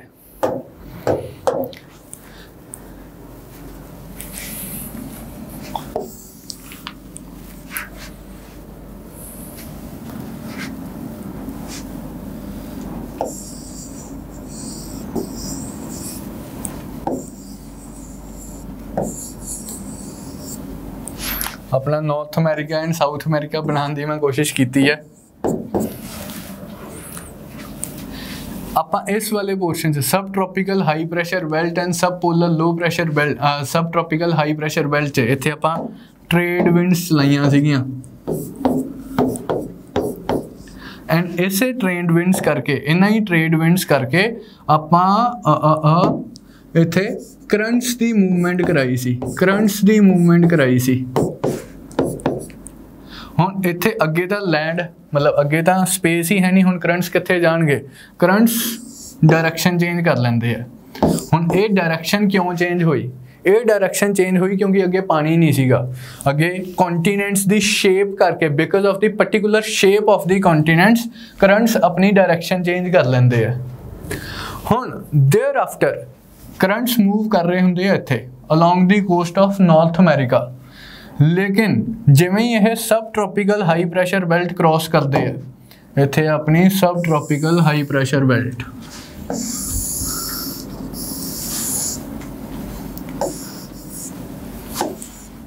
सब ट्रॉपिकल हाई प्रेशर तो बेल्ट तो ऊपर केड़ियां विंड्स है, what kinds of winds flow above the या blow to the north of subtropical high pressure belt।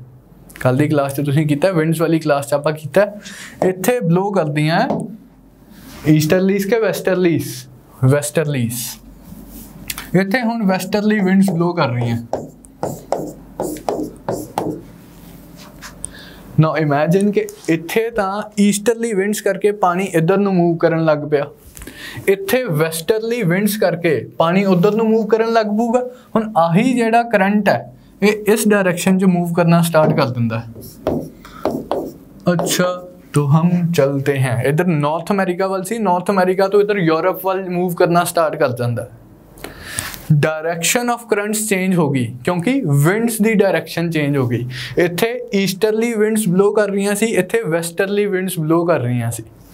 Easterly winds करके पानी का फ्लो भी इधर है, ईस्ट टू वेस्ट है, वेस्टरली विंड्स करके पानी का फ्लो भी वेस्ट टू ईस्ट हो गया।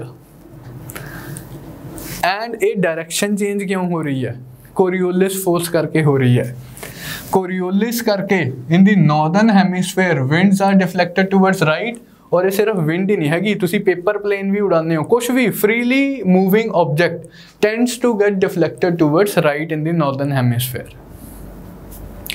तुसी तोप दा गोला लाइक आर्टिलरी फायर कीता, तुसी फाइटर जेट फ्रीली मूव कराता लाइक बिना इंजन तो, इंजन ऑफ करके मान लो जे फ्री मूव कर रहा होवे फाइटर जेट, उहदा इंजन फेल हो जाए, या फिर तुसी कोई मिसाइल लॉन्च कीती एनी, या तुसी पेपर प्लेन उड़ाया, any freely left object northern hemisphere च deflected towards right, southern hemisphere च डिफ्लेक्टेड टुवर्ड्स लेफ्ट।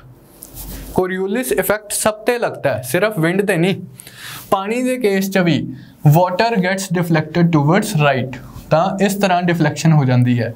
उसका एक प्रैक्टिकल कॉन्सीक्वेंस की है तुसी याद रखना है, नॉर्दर्न हेमिस्फेयर च करंट्स हमेशा क्लॉकवाइज डायरेक्शन च हुंदे है। In the northern hemisphere, currents are always in the clockwise direction. In the southern hemisphere, winds are currents are always in the anti-clockwise direction.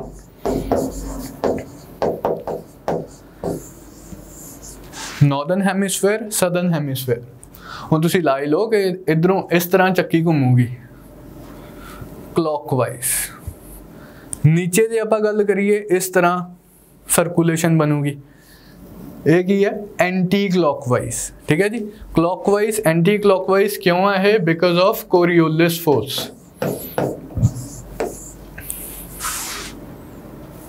Clear है? सो ये कुछ फैक्टर्स है जिन्हां करके ओशन करंट्स मूव करते हैं। जो आप 4 फैक्टर्स लिखे, heating, then gravity, wind and Coriolis force, नाल कुछ ऑक्सिलरी फैक्टर जे भी है, जिवें शेप ऑफ कॉन्टीनेंट्स आपां देखिया। हुण जे अगे पानी नहीं होऊगा कॉन्टीनेंट्स करके करंट्स नूं डिवाइड होना ही पऊगा, तो उस तरह के भी कुछ फैक्टर्स है। Temperature differences, salinity differences, density differences. पानी की टेंडेंसी है कि आपां सारे डिफरेंसिस नूं नलीफाई कर देना है, चाहे भावें हाइट का डिफरेंस होवे, भावें टैंपरेचर का डिफरेंस होवे, किते ठंडा पानी है किते गर्म पानी है, पानी कोशिश करूँगा कि मिक्स हो जाए चल चल के, ठीक है। तो मतलब these factors result in ocean currents. Now let us see some of the important currents.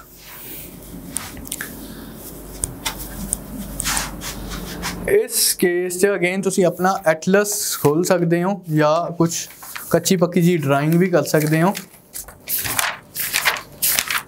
You have this map of currents.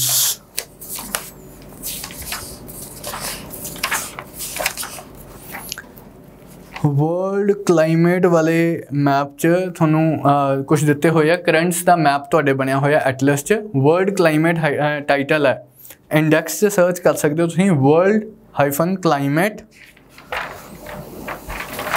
उत्थे कुछ करंट्स का मैप बनया होया।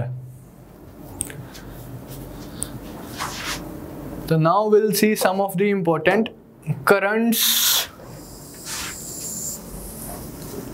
Of the world. हुण मैं सिंपली कुछ रफ जियां डायग्राम्स बना रहे हैं जिद्दां दी मैं पहला भी बनाई सी।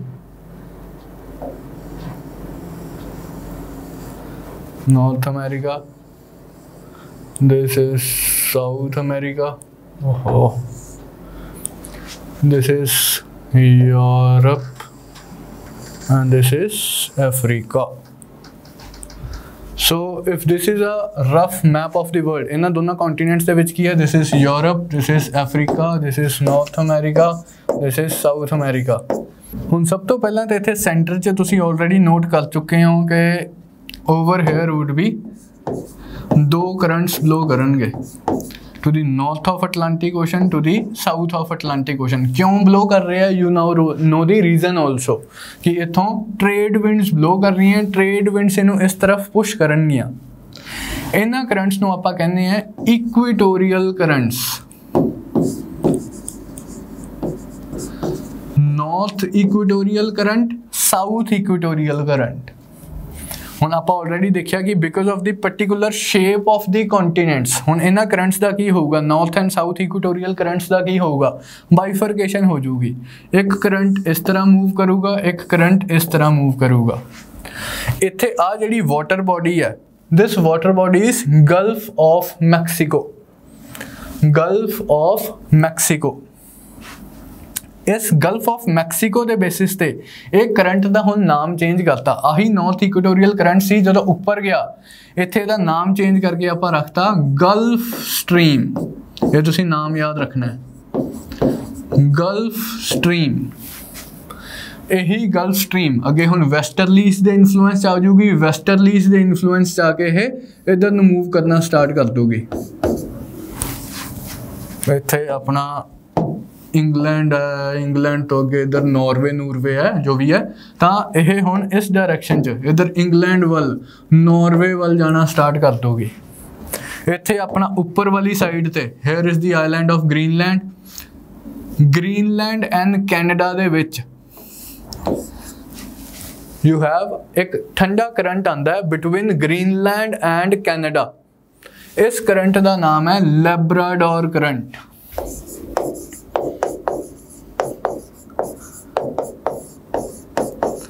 हुण जिहड़ा करंट आ ही उपरों आर्कटिक ओशन के तरफ तो रहा है, नॉर्थ पोल वालों जिहड़ा करंट आ रहा है वो ठंडा करंट होगा या गर्म करंट होगा?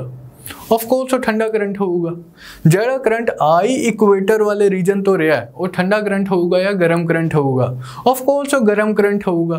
ਤੁਹਾਨੂੰ ਪੁੱਛਿਆ ਜਾਵੇ north equatorial current is a cold current, statement true ਹੈ ਜਾਂ ਫਾਲਸ? ਆਫ ਕੋਰਸ ਫਾਲਸ ਹੈ ਭਾਈ, ਇੱਥੇ ਹੁਣ ਲਾਈਕ ਗਰਮ ਪਾਣੀ ਹੋਊਗਾ ਇੱਥੇ।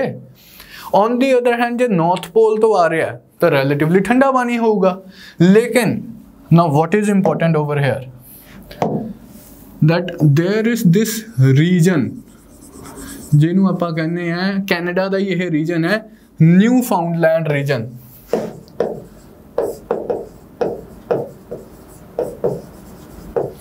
ਨਿਊ ਫਾਊਂਡਲੈਂਡ ਰੀਜਨ ਆਫ ਕੈਨੇਡਾ, ਇਹਦੀ ਖਾਸ ਗੱਲ ਕੀ ਹੈ, ਇੱਥੇ ਉੱਪਰੋਂ ਠੰਡਾ ਲੈਬਰਾਡੋਰ ਕਰੰਟ ਐਂਡ ਨੀਚੇ ਸੇ ਵਾर्म ਗਲਫ ਸਟਰੀਮ, ਇੱਥੇ cold current and warm current meet ਕਰਦੇ ਆ, ਜੁਆਇਨ ਹੁੰਦੇ ਆ।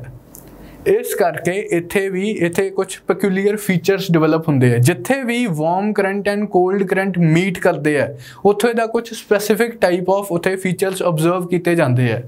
ਇੱਕ ਤਾਂ ਉਹ ਕਿਸ ਤਰ੍ਹਾਂ ਦੇ ਫੀਚਰਸ ਹੈ, ਇੱਕ ਤਾਂ ਉੱਥੇ ਫੌਗੀ ਕੰਡੀਸ਼ਨਸ ਐਗਜ਼ਿਸਟ ਕਰਦੀਆਂ। ਫੌਗ ਵੈਰੀ ਵੈਲ ਆਪਾਂ ਕੱਲ ਦੇ ਬੇਸਿਸ ਤੇ, ਕੱਲ ਦੀ ਸਟੱਡੀ ਦੇ ਬੇਸਿਸ ਤੇ ਦੱਸ ਸਕਦੇ ਹਾਂ। वार्म करंट है, वार्म करंट के उपर हवा भी वार्म होगी, कोल्ड करंट है उसके उपर हवा भी कोल्ड होगी। वार्म एयर ते कोल्ड एयर मीट करूगी, फ्रंट्स मीट करनगे तो इकोदम जो कंडेंसेशन होगी उहदे नाल फॉगी कंडीशनस डिवेलप हो जाएंगी। फिर आपां हुणे एक डेल्टा के केस च पढ़िया सी, एस्चुरी के केस च पढ़िया सीगा कि जे दो डिफरेंट तरह के सिस्टम्स मीट करते हैं उत्थे बायोडाइवर्सिटी बहुत ज़्यादा होंदी है, उत्थे मरीन लाइफ बहुत ज़्यादा होंदी है, आपां देखिया सी, क्योंकि उत्थे सॉल्टी वाटर ते फ्रैश वाटर मिक्स हो रहा सीगा। हुण इत्थे फ्रैश वाटर कोल्ड वाटर ते वार्म वाटर मिक्स हो रहा है। जिथे भी इस तरह की मिक्सिंग होंदी है उत्थे बायोडाइवर्सिटी बहुत रिच होंदी है। तो फिशिंग पॉइंट ऑफ व्यू तो बहुत इंपॉर्टेंट रीजन है। On the other hand because foggy conditions exist करती हैं तो नैविगेशन च थोड़ी जी दिक्कत आती है। शिप्स वगैरह नूं नज़र नहीं आता कि अगे की है, तो थोड़े जे नैविगेशन हिंडर हो जाती है। ये न्यू फाउंडलैंड का मेन फीचर है जिथे उपरों आंदा होया cold current, cold Labrador current and इत्थों आंदा होया गल्फ स्ट्रीम मीट करते हैं। फिर तुसी इधर वाली साइड ते जदों आपां जाने हैं, हुण इत्थे तां आ जिहड़ा गल्फ स्ट्रीम है इहदा नाम चेंज हो जाता है। हुण इत्थों स्टार्ट होया होया कदों तो ऊपर जाऊगा एंड कदों जाके गर्म करूगा, इसका नाम चेंज हो गया, इसका नाम है नॉर्थ अटलांटिक ड्रिफ्ट। ठीक है जी, north equatorial current, gulf stream, north Atlantic drift. होर अगे जाऊगा यूके नूं जदों क्रॉस करता है इत्थे दा नाम हो जाता है नॉर्वेजियन, नॉर्वे तो Norwegian current. So these are some of the currents of the Atlantic ocean. ये सारा जिहड़ा सेम ही करंट है, बस इसका नाम चेंज होया है। नेचर तुहानूं पता ही है कि इसकी नेचर है वार्म करंट है। ये नॉर्वे की जे तुसीं गल करो, अदरवाइज आप देखते हैं कि आर्कटिक सर्कल के कितना नेड़े है, नॉर्थ पोल के कितना नेड़े है। आप एक्सपैक्ट करांगे कि बहुत ज़्यादा लाइक स्नो कवर्ड ये पोर्ट्स वगैरह होंगे, जम्मिया हुई ओशनस वगैरह होनगियां, लेकिन इदा है नहीं। एक्चुअली ये वाला जड़ा एरिया है, क्योंकि इत्थे वार्म वाटर है। वार्म वाटर कित्थों आया हैगा तो आर्कटिक सर्कल च है। Warm water brought by north Atlantic current, gulf stream, north Atlantic drift, Norwegian current. क्योंकि ये सारे गर्म करंट्स है, इस करके इत्थों का पानी भी रिलेटिवली गर्म है एंड सारा साल इत्थों के पोर्ट्स ओपन रहंदे है, बंद नहीं हुंदे। ठीक है जी। फिर एक तुसी कोल्ड करंट आह कीता, लैब्राडोर करंट। दो कोल्ड करंट्स तुसी होर करने हैं। इत्थे ग्रीनलैंड दे दूसरी साइड ते हैगा ग्रीनलैंड करंट। ग्रीनलैंड दे इधर है लैब्राडोर करंट, ग्रीनलैंड दे इधर है ग्रीनलैंड करंट। एक कोल्ड करंट है। आइसलैंड दे नेड़े तेड़े ये भी मीट करते हैं एंड इत्थे भी उस तरह दी कंडीशन डिवेलप होंदियां जिद्दां इत्थे डिवेलप होंदियां। एक इत्थे स्पेन दे बिल्कुल नाल उपरों आंदा है Canaries current. Spain and Africa दे नेड़े there is this current which is known as Canaries current.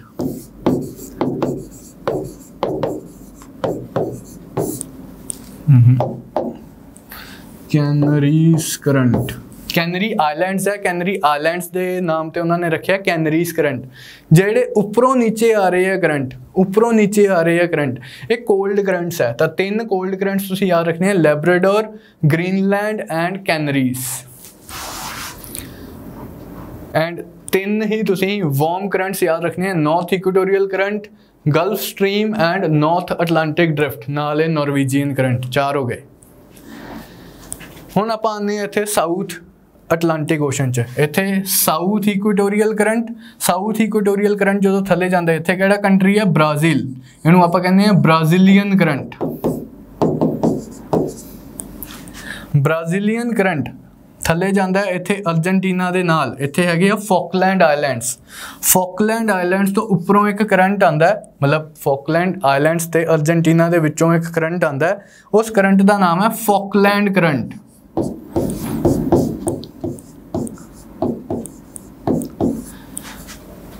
Falkland current क्योंकि अंटार्कटिका को आ रहा है, नीचों ठंडे इलाके चो आ रहा है, गर्म होगा या ठंडा होगा, nature would be a cold current. And Argentina they around की हो रहा है, उपरों आंदा होया वार्म करंट एंड नीचों आंदा होया ठंडा करंट मीट करते हैं। जिथे भी वार्म ते कोल्ड करंट मीट करते हैं उत्थे तुहानूं पता है कि की हुंदा है कि good fishing grounds, foggy conditions, difficult to navigate ships, ये वाला भी वही एरिया है। हुण अल्टीमेटली हुंदा की है, ये ब्राज़ीलियन करंट जांदा है एंड बिल्कुल अंटार्कटिका दे नाल, अंटार्कटिका वाले रीजन च पहुंचता है, हौली हौली ठंडा हो जाता है एंड ठंडा होके ये इस तरह ब्लो करता है under the influence of westerlies, Antarctica they just ऊपर। हुण जिद्दां ही ये वाला पोर्शन आंदा है, अफ्रीका वाला पोर्शन आंदा है, एक करंट ऊपर नूं चला जाता है, यानी कि एक पूरी सर्कुलेशन कंप्लीट हो जाती है। South equatorial current, Brazilian current, नीचे वेस्ट विंड ड्रिफ्ट, ऊपर अगुलहास करंट, सॉरी बेंगुलियन करंट। ये तुसीं करंट का नाम याद रखना है, बेंगुलियन करंट।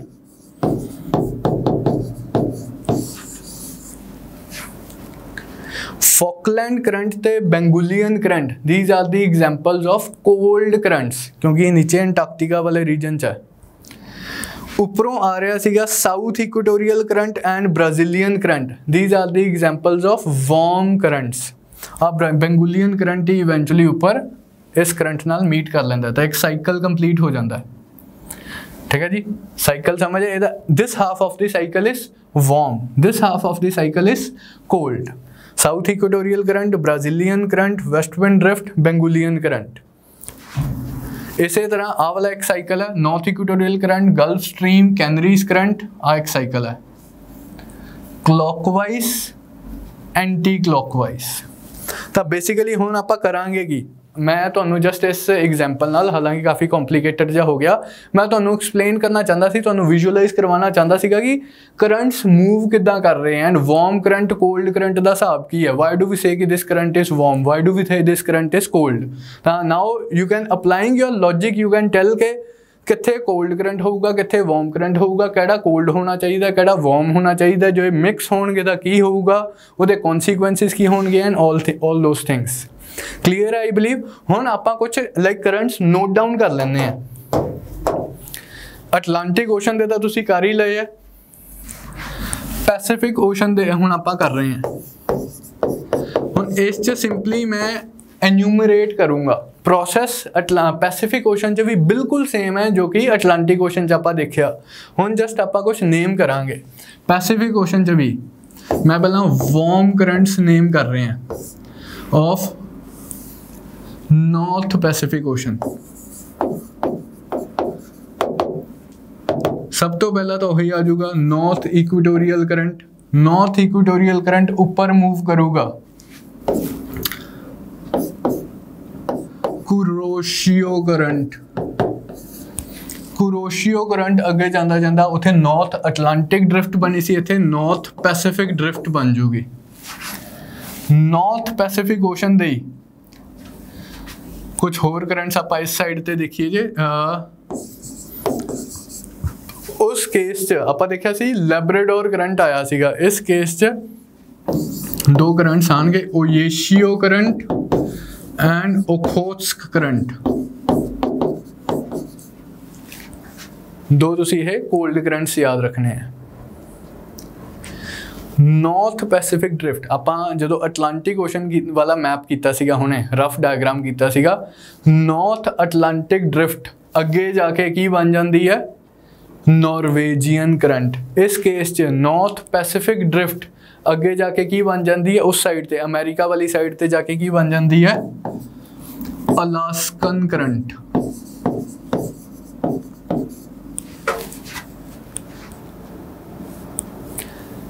इस केस च मतलब उत्थे एक आपां लैब्राडोर करंट कीता सीगा, हुण लैब्राडोर दी थां ते दो करंट्स आ गए ओयेशियो एंड ओखोत्स्क। उस केस च आपां कीता सीगा कि एक स्पेन दे नाल नीचे एक कैनरीज करंट आ रहा है। इस केस च कैनरीज करंट दा जिहड़ा इक्विवेलेंट करंट है वो है Californian current along the coast of California. ठीक है जी, आ तुसीं 6 करंट्स नॉर्थ पैसिफिक ओशन दे ध्यान च रखने हैं। क्लीयर है जी। साउथ पैसिफिक ओशन की हुण आपां गल करते हैं। साउथ पैसिफिक ओशन च कुछ वार्म करंट्स, वार्म करंट सब तो पहला तो वही है साउथ इक्वेटोरियल करंट। ये नॉर्थ ते south equatorial current Indian ocean च भी है, अटलांटिक ओशन च भी है, पैसिफिक ओशन च भी है, सारियां ओशनस च ही है। South equatorial current, south equatorial current दे इक्विवेलेंट उत्थे आपां कीता सी ब्राजीलियन करंट। हुण ब्राजीलियन करंट दा भरा है इत्थे आस्ट्रेलिया दा east Australian current, east Australian current. Map देख लो, आस्ट्रेलिया दे ईस्ट वाली साइड ते है। आस्ट्रेलिया ने अपना काम बहुत सौखा रखा हुआ है। आस्ट्रेलिया च दो करंट्स है, एक ईस्ट आस्ट्रेलियन करंट, एक वैस्ट आस्ट्रेलियन करंट। वैस्ट च वैस्ट है, ईस्ट च ईस्ट है, तो आस्ट्रेलिया दी ईस्ट वाली साइड ते है ईस्ट आस्ट्रेलियन करंट। उत्थे आपां देखिया सीगा कि वो वैस्ट विंड ड्रिफ्ट च मीट कर जाता है तो उधर आके बेंगुलियन करंट बनता है। इस केस च इधरों जाऊगा एंड उधर साउथ अमेरिका ते राइज करूगा। जिहड़ा बेंगुलियन करंट दा इक्विवेलेंट है वो इस केस च हैगा पेरूवियन करंट। पेरूवियन करंट ता वार्म करंट्स दी लिस्टिंग तुसीं कर सकते हो साउथ पैसिफिक ओशन च। सॉरी आ जिहड़ा पेरूवियन करंट है तुहाडा बेंगुलियन करंट दे नाल दा तां इह कोल्ड करंट होऊगा। ठीक है जी, आ 3 करंट्स बस तुसीं याद रखने हैं। South equatorial current, east Australian current ये वार्म करंट्स है, नीचे Peruvian current is an example of cold current. ठीक है, ये अपनी पैसिफिक ओशन दे नाल कंप्लीट हुंदी है।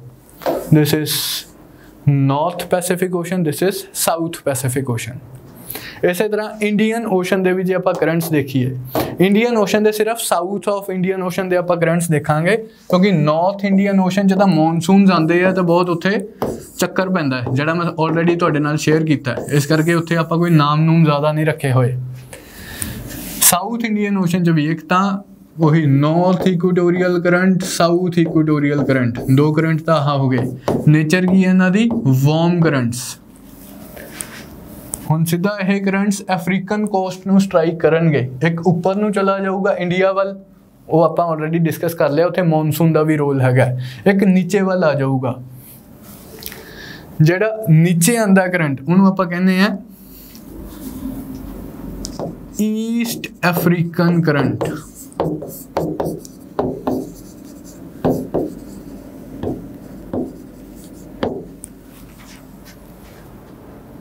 एंड यही ईस्ट अफ्रीकन करंट अल्टीमेटली नीचे आके बनाता है अगुल हास करंट।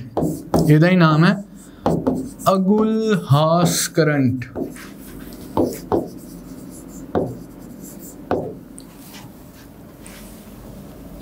नीचे आके वेस्ट विंड ड्रिफ्ट च मिल जाता है एंड ऊपर ऑस्ट्रेलिया वाली साइड तो एक ऊपर जाता है क्योंकि हुण ऑस्ट्रेलिया तो ऊपर वाल जा रहा है। कोल्ड होगा कि वार्म होगा? कोल्ड होगा। तो एक कोल्ड करंट जिहड़ा तुसीं याद रखना है west Australian current. West Australian current, ठीक है जी। ये कुछ साउथ इंडियन ओशन के करंट्स है जिहड़े तुसीं ध्यान च रखने हैं। North equatorial current, south equatorial current, east African current, Agulhas current, ये सारे वार्म करंट्स है। कोल्ड करंट्स ते एक तुसीं वेस्ट ऑस्ट्रेलियन करंट याद रखना है। तो these are some of the currents that you are supposed to remember। हुण इस च तुसीं इंटरेस्टिंग चीज़ की नोट की कि north and south equatorial currents ये तिन्ने ही ओशनस च ब्लो करते हैं। एंड एक इहदे नाल ही एसोसीएटेड एक इंटरेस्टिंग गल हो रहा है, ऊपर north and south equatorial currents blow कर रहे हैं। हुण ये सारा पानी इधरले रीजनस का, ईस्टर्न रीजनस का सारा पानी ये वैसटर्न रीजनस च ले आते हैं। हालांकि वैसटर्न रीजनस च मान लो इत्थे अफ्रीका आ गया, वैसटर्न रीजनस से की हुंदा कि कुछ पानी ऊपर चला जाता है, कुछ पानी नीचे आ जाता है। जिवें आपां अटलांटिक ओशन के केस च भी लिखिया कि कुछ पानी ऊपर गल्फ स्ट्रीम बन के चला गया, कुछ पानी नीचे ब्राजीलियन करंट बन के आ गया। लेकिन ये पानी की वॉल्यूम इन्नी ज़्यादा हुंदी है कि यह डिवीजन तो बाद भी कुछ पानी बच जाता है। इन्ना ज़्यादा पानी इधरों इधर जा रहा है कि हालांकि बाइफरकेशन ऑफ पानी हो जाती है, अद्धा पानी ऊपर चला गया, अद्धा पानी नीचे आ गया, पर still some water is left. हुण जे पानी बच गया तो की होगा, इत्थे अक्यूमुलेशन ऑफ वाटर हो जाऊगी। अक्यूमुलेशन ऑफ वाटर नाल की होगा, वाटर लैवल राइज कर जाऊगा। वाटर लैवल जे इत्थे राइज कर जाऊगा तो इस राइजिंग वाटर नू बैलेंस करने लई एक बिल्कुल ओपोजिट डायरैक्शन च भी एक करंट ब्लो करता है। दोनों करंट्स दे सेंटर च north equatorial current, south equatorial current. अपन नूं इन्हां दा ओरिजिन समझ आ गया, क्यों ब्लो करते हैं समझ आ गया, नेचर समझ आ गई। लेकिन एक प्रॉब्लम की क्रिएट हुई कि इन्ना ज़्यादा पानी उधरों इधर आ गया कि बाइफरकेशन तो बाद भी कुछ एक्स्ट्रा पानी बच गया। उस एक्स्ट्रा पानी नूं बैलेंस ऑफ करन लई इन्हां दे सेंटर च चलदा है counter equatorial current.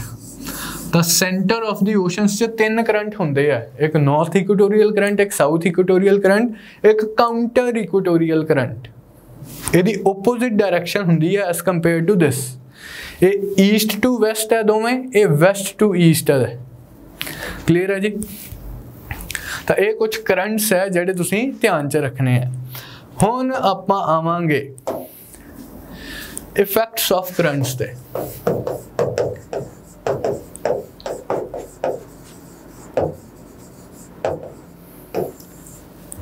Effects of currents आप ऑलरेडी देख चुके हैं। एक तो जिथे कोल्ड एंड वार्म करंट्स मिलते हैं उत्थे फॉगी कंडीशंस डिवेलप होंदी हैं। जिथे कोल्ड एंड वार्म करंट्स मिलते हैं उत्थे फिशिंग ग्राउंड्स डिवेलप होंदे हैं। जिथे कोल्ड एंड वार्म करंट्स मिलते हैं उत्थे नैविगेशन हिंडर होंदी है। ये तीन तो आप ऑलरेडी देख चुके हैं हुण। लेकिन ये तो स्पैसीफिक सीगे जिथे कोल्ड एंड वार्म करंट मिलते हैं। In general J warm currents blow करते होण उहदा की इफेक्ट होगा। आपां factors affecting temperature of a place च देखिया सीगा, जिथे वार्म करंट फ्लो करूगा उत्थे वार्म क्लाइमेट हो जाऊगा, जिथे कोल्ड करंट फ्लो करूगा उत्थे कोल्ड क्लाइमेट हो जाऊगा। टैंपरेचर के पॉइंट ऑफ व्यू तो अपने लिए कहना बहुत ईजी है कि यह टैंपरेचर नूं इनक्रीज करनगे, यह टैंपरेचर नूं डिक्रीज करनगे। तुसी हुण दसना की है एग्जाम पॉइंट ऑफ व्यू तो तुहानूं की स्टेटमेंट आ सकती है जिहदा तुसी हुणे मैनूं जवाब दोगे। प्रेसिपिटेशन के पॉइंट ऑफ व्यू तो कमेंट करो किस केस च रेनफॉल ज़्यादा होगी, किस केस च रेनफॉल घट होगी। वार्म करंट के केस च रेनफॉल ज़्यादा है या कोल्ड करंट के केस च रेनफॉल ज़्यादा है। कल ही आपां कीता कंडेंसेशन वाली क्लास च वाटर वेपर होल्डिंग कैपेसिटी की ज़्यादा है, मॉइस्चर ज़्यादा किस केस च होगा, वार्म करंट जिथे टैंपरेचर ज़्यादा है या कोल्ड करंट जिथे टैंपरेचर घट है। Moisture holding capacity is dependent on temperature. Temperature ज़्यादा मॉइस्चर होल्डिंग कैपेसिटी भी ज़्यादा। मॉइस्ट एयर आऊगी जिथे वार्म करंट्स ब्लो करनगे, जिथे कोल्ड करंट्स ब्लो करनगे उत्थे ड्राई एयर होगी। मॉइस्चर होल्डिंग कैपेसिटी क्योंकि घट है, इस करके प्रेसिपिटेशन के केस से मैं गल करा तो इत्थे वैट क्लाइमेट होगा, इत्थे ड्राई क्लाइमेट होगा। एंड कोल्ड करंट्स करके कई बारी क्लाइमेट इन्ना ड्राई रहिंदा है कि it leads to development of deserts. It leads to development of deserts cold currents करके।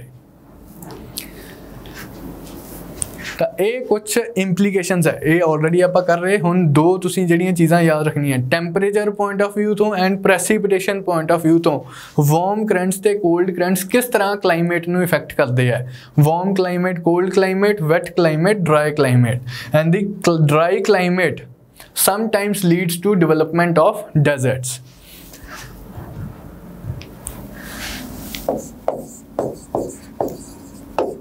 डेजर्ट्स ना दो तरीके नाल डेवलप हुंदा है, मतलब प्राइमरीली मतलब लोकल फैक्टर्स भी हो सकते हैं, बट प्राइमरीली दो तरह के फैक्टर्स है। एक तो है कि सब ट्रॉपिकल हाई प्रेशर बेल्ट है, एक तो ट्रॉपिक्स, ट्रॉपिक्स च गर्मी बहुत ज़्यादा, उपरों हाई प्रेशर यानी कि सबसिडेंस, सबसिडेंस यानी कि स्टेबल कंडीशंस यानी कि नो रेनफॉल। सब ट्रॉपिकल हाई प्रेशर बेल्ट च इन्हां फैक्टर्स करके डेजर्ट्स डिवेलप हो जाते हैं, जिवें इंडिया का Thar desert, Arabian desert, Sahara desert. ये सारे डेजर्ट्स सब ट्रॉपिकल हाई प्रेशर बेल्ट च लाए करते हैं। दूसरे केस च डेजर्ट्स क्यों डिवेलप होंगे है? कोल्ड करंट्स करके। आपां हुणे ही डिस्कस किया, cold currents dry conditions cause करते हैं एंड ये ड्राई कंडीशंस डेजर्ट्स कॉज करती हैं। यदि एग्जाम्पल मैं एक दो तुहानूं देना चाहूँगा। साउथ अमेरिकन कोस्ट, आपां हुणे हालांकि मैं ये वाली डायग्राम नहीं बनाई सी, आपां कीता कि नीचे इत्थे Peruvian, cold Peruvian current blow करता है along the west coast of South America flows cold Peruvian current। इस cold Peruvian current करके इत्थे एटाकामा डेजर्ट डेवलप हो गया होया। Atacama desert one of the driest places on earth. कई साल इत्थे बारिश हुंदी नहीं, कई लाइक डेकेड्स बीत जाते हैं, इत्थे बारिश नहीं हुंदी। One of the driest places on earth Atacama desert, Peruvian desert करके। इस तरह जे आपां अफ्रीका की गल करिए, अफ्रीका दे इत्थे आपां डिस्कस किया कि अगेन यदि तो आप डायग्राम भी की सी। इत्थे केड़ा करंट ब्लो करता है? बेंगुलियन करंट ब्लो करता है। बेंगुलियन करंट किस तरह का करंट है? कोल्ड करंट आपां कीता। इस कोल्ड बेंगुलियन करंट करके इस रीजन च नामीबियन डेजर्ट डेवलप हो गया होया। नामीबिया कंट्री का नाम सुनिया ही आपां, नामीबिया, नामीबियन डेजर्ट, क्योंकि इत्थे कोल्ड बेंगुलियन करंट है। इस तरह होर परे नूं चले जाइए, ऑस्ट्रेलिया मान लो, ऑस्ट्रेलिया दे इत्थे भी आपां कीता वेस्ट ऑस्ट्रेलियन करंट ब्लो करता है। सेम नेचर दी है तिन्ने करंट, इत्थे पेरूवियन करंट, इत्थे बेंगुलियन करंट, इत्थे waste Australian current. West Australian current करके इत्थे इस पूरे रीजन च, हालांकि ये सारा ही डेजर्ट है, लेकिन इत्थे जिहड़ा डेजर्ट है इसका कारण है कि ये सब ट्रॉपिकल हाई प्रेशर बेल्ट च है, लेकिन कोस्टल रीजन्स से भी इत्थे डेजर्ट है। उसका कारण है कि इत्थे कोल्ड वेस्ट ऑस्ट्रेलियन करंट है। तो इस डेजर्ट नूं आपां कहने great Australian desert, great Australian desert. एक कोल्ड करंट करके, कोल्ड करंट करके, कोल्ड करंट करके। क्लियर है I believe? So these are some of the effects of ocean currents. Next जेड़ा अपना टॉपिक है आज दा, that is tides। आपां हुणे गल कीती कि tides की हुंदे है। Tides are rhythmic, this is most important, rhythmic rise and fall of sea level। की हुंदा है कि लेट्स से कि this is a beach location and this is ला लो कि आप जी की कॉटेज, जिथे तुसीं बीच हॉलीडे मनान गए हुए हो, ਐਂਡ ਇੱਥੇ ਤੁਹਾਨੂੰ ਕੋਈ ਕੰਮ ਨਹੀਂ ਹੈਗਾ, ਤੁਸੀਂ ਵਿਹਲੇ ਹੋ ਆਪਣੀ ਲਾਈਫ 'ਚ ਸਾਰਾ ਦਿਨ ਬਸ ਇੱਥੇ ਕੁਰਸੀ ਢਾ ਕੇ ਤੁਸੀਂ ਸੀ ਨੂੰ ਓਬਜ਼ਰਵ ਕਰਦੇ ਹੋ। This is the let us say level of the sea, ਜਿਹੜਾ ਤੁਸੀਂ ਇੱਥੇ ਕੁਰਸੀ ਢਾ ਕੇ ਓਬਜ਼ਰਵ ਕਰ ਰਹੇ ਹੋ। लहरें आ रही हैं, मज़ा आ रहा है ज़िंदगी का। बट जे तुसी इन्ने ही वेले हो कि सारा दिन ही इत्थे कुर्सी ढा के लाइक इस चीज़ नूं ऑब्जर्व कर रहे हो, तुसी एक बहुत पैक्यूलियर चीज़ नोटिस करोगे। तुसी सवेरे जदों कुर्सी ढाओगे, हो सकता है ना, I am giving random figures, तो यू वुड ऑब्जर्व कि यार सी लैवल मेरे होटल दे, मेरी कॉटेज दे थोड़ा जिहा नेड़े है, पानी जिहड़ा हैगा मेरे कॉटेज तक आ रहा है, काफ़ी नेड़े तक आ रहा है। तुसी 6-7 घंटे बाद ऑब्जर्व करोगे, दोपहरे आओगे, तुसी ऑब्जर्व करोगे कि यार जिहड़ा सी लैवल है वो तो बहुत दूर चला गया। सवेरे जदों मैं आया सीगा तो बिल्कुल मेरे डोर स्टैप तक ही पानी आ रहा सीगा, हुण मैं लाइक दोपहरे आया तो सी इन्नी दूर है। इदां क्यों है? क्योंकि सी लैवल उपर जाता है, सी लैवल थले जाता है। This rhythmic rise and fall of sea level is known as tides, और एक कंटीन्यूअस फिनोमिना है। यूजली जी की है कि 6 घंटे लाइक हाई टाइड आता है, 6 घंटे लो टाइड आता है। ये जो लैवल्स है इन्होंने आप कहते हैं this is high tide level, this is low tide level. इन्हों के विच आंदा है मीन सी लैवल, आप कहते हैं height of mount Everest is 848 metres above the mean sea level. High tide and low tide दे जिहड़ी एवरेज है that is mean sea level. Sea level उपर थले जाता रहिंदा है। हुण सी लैवल उपर थले जाता रहिंदा की मतलब है? एक्सट्रा पानी कित्थों आंदा है? एक्सट्रा पानी कितों नहीं आंदा। कोई एक्स्ट्रा पानी है भी नहीं गा। वो इदा है कि ईश्वर की माया, कहीं धूप कहीं छाया। किते दुनिया च हाई टाइड आ गया, दूसरी साइड ते लो टाइड आ जाऊगा। एक थां तो पानी राइज होया, दूसरी थां तो पानी लो हो गया, फिर इत्थे पानी लो हो गया, उत्थे पानी हाई हो गया। तो वाटर बैलेंस हुंदा रहिंदा है, कदे पानी राइज करता है, कदे पानी फॉल करता है, किते पानी राइज करता है, किते पानी फॉल करता है। ओवरऑल सारी दुनिया च एक ही टाइम ते नहीं पानी राइज करता, उन्ना एक्सट्रा पानी कितों नहीं आंदा। एक थां ते राइज किया, एक थां ते फॉल किया, इत्थे राइज किया, मतलब इदां चलता रहिंदा है। तो इस तरह टाइड्स आंदी। हुण क्वेश्चन आ कि like why factors responsible for this formation of tides. तो सब तो जिहड़ा इहदा इंपॉर्टेंट फैक्टर है gravitational pull of moon. Sun दा भी हैगा, लेकिन तुसी हुण again this is something that goes against our common sense. Sun ते मून दोनों ही अपना ग्रेविटेशनल पुल एग्जर्ट कर रहे हैं, लेकिन as far as tides are concerned gravitational pull of moon is more important factor as compare to gravitational pull of sun. ठीक है जी, ये दो फैक्टर्स है। बाकी अर्थ भी रोटेट कर रही है, रोटेट करती हुई वो पानी नूं बाहर की तरफ पुश करती है। लाइक कोई भी चीज़ आप जिवें रोटेट करते हैं तो आप जिवें बस च भी बैठे होइए तो इनर्शिया करके आप बाहर नूं करते हैं।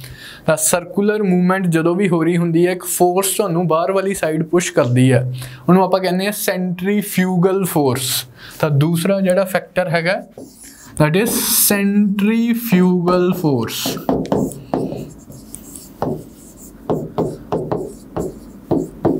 ये क्यों है? On account of rotation of the अर्थ।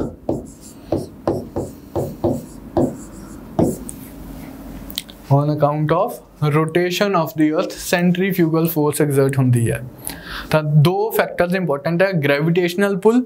हुण ग्रेविटेशनल पुल दे अंदर अगे दो है, एक मून ते एक सन। मून दा ग्रेविटेशनल पुल डोमीनेंट है एज कंपेयर टू सन दा ग्रेविटेशनल पुल। दोनों ही कॉज करते हैं, लेकिन मून दा डोमीनेंट है। रीजन है कि moon relatively closer to the earth है, तो वो अपना इन्फ्लुएंस ज़्यादा पा पाता है। सन बहुत दूर है, इस करके उसका इन्फ्लुएंस घट है। दूसरा जिहड़ा फैक्टर है, या आप कह सकते हो कि तुसीं तीसरा फैक्टर है, that is centrifugal force on account of rotation of the अर्थ। हुण ये तां बेसिक्स है टाइड्स दा। हुण आपां आने हैं टाइप्स ऑफ टाइड्स ते।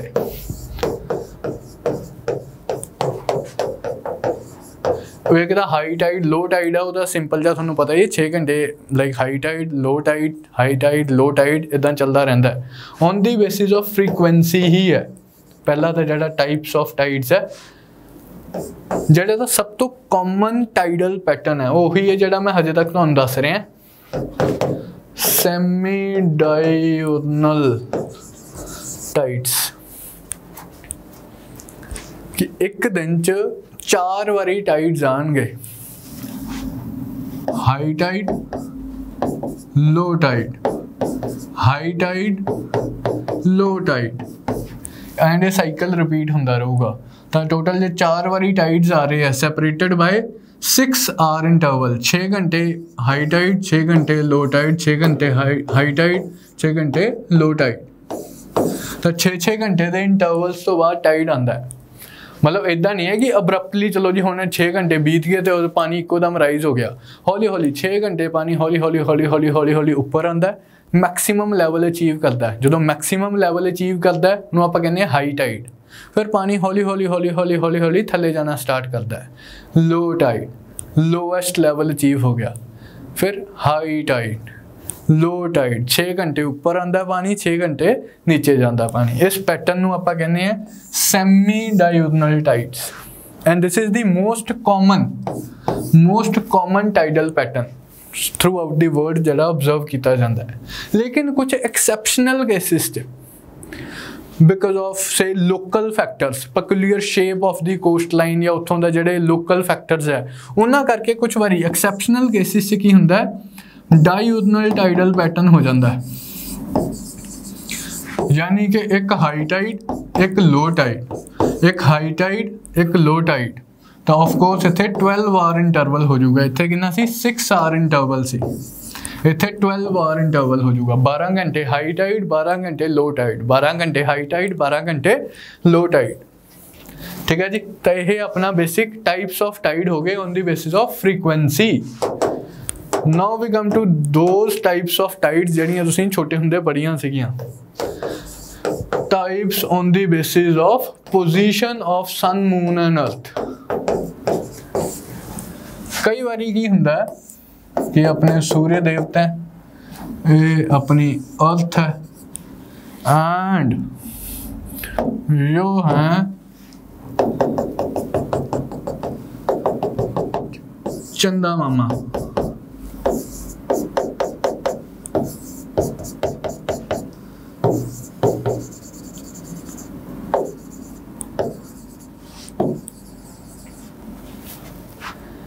अगर तो sun moon and earth they are in a straight line, sun moon and earth are in a straight line, तो किस तरह के टाइड्स बनते हैं? Spring tides.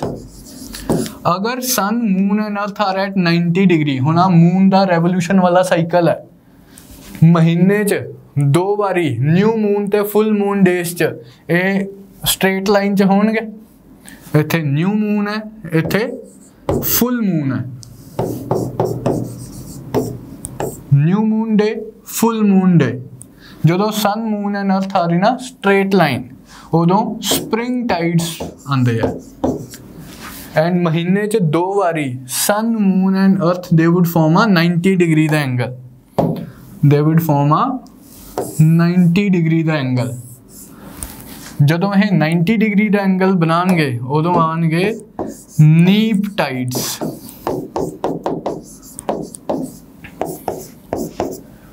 तो 2 तरह के टाइड्स हो सकते हैं depending upon the position, spring tides and neap tides when they are in a straight line, when they are in like opposite positions. इन स्ट्रेट लाइन वाली पोजीशन को आप कहने हैं CZG।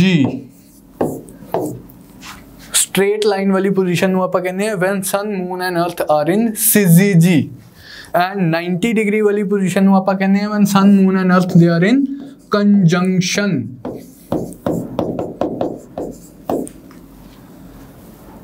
सो CZG च की बनता है स्प्रिंग टाइड्स, कंजंक्शन च की बनता है नीप टाइड्स। स्प्रिंग टाइड्स की खास गल की है, इत्थे मैक्सिमम रेंज हुंदी है, मैक्सिमम टाइडल रेंज ऑब्जर्व की जाती है। नीप टाइड्स के केस च मिनिमम रेंज ऑब्जर्व की जाती है।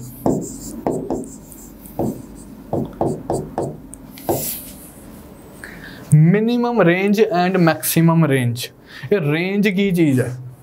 Range is simply difference between the high tide and low tide. आ जड़ा डिफरेंस है आप देखिया कि हाई टाइड ऊपर जाता है, लो टाइड नीचे आता है।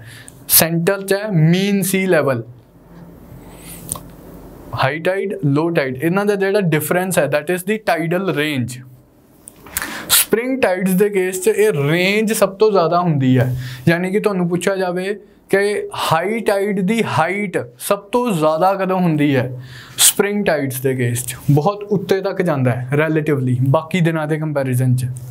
जे तुहानूं पूछा जाए कि लो टाइड दी हाइट सब तो घट कदों होंदी है, फिर की दसोगे? मतलब डेप्थ लो टाइड सब तो ज़्यादा डीप किस केस च जाता है?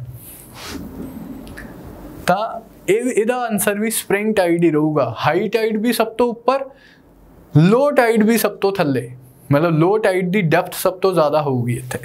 तो यानी कि टाइडल रेंज सब तो ज़्यादा है।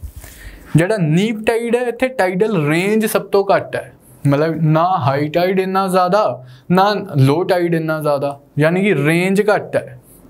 समझ गए? रेंज ज़्यादा रेंज घट, हाई टाइड बहुत ऊपर लो टाइड बहुत थल्ले, हाई टाइड भी इन्ना ऊपर नहीं हैगा लो टाइड भी इन्ना थल्ले नहीं हैगा, ऑलमोस्ट मीन सी लैवल के नेड़े नेड़े ही रह रहे हैं।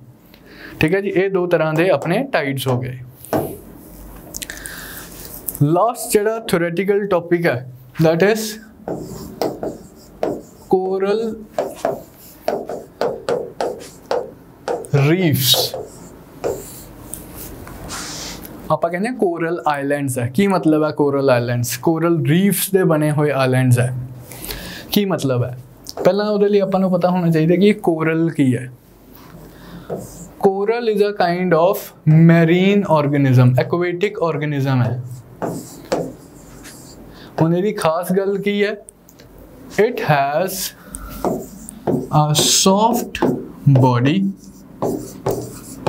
बट अपनी सॉफ्ट बॉडी को प्रोटेक्ट करने लिए आप देखते हैं ना कुछ मरीन ऑर्गेनिज्म शैल्स बनाते हैं, हार्ड एक्सोस्केलेटन बनाते हैं, कूंच जा बनाते हैं। ਹੁਣ ਉਹਦਾ बहुत ਵੱਡੇ ऑर्गेनिज्म ਹੁੰਦੇ ਆ, ਕੋਰल्स बहुत छोटे छोटे माइक्रोस्कोपिक लैवल ਤੇ इंडिविजुअल कोरल्स एग्जिस्ट करते हैं।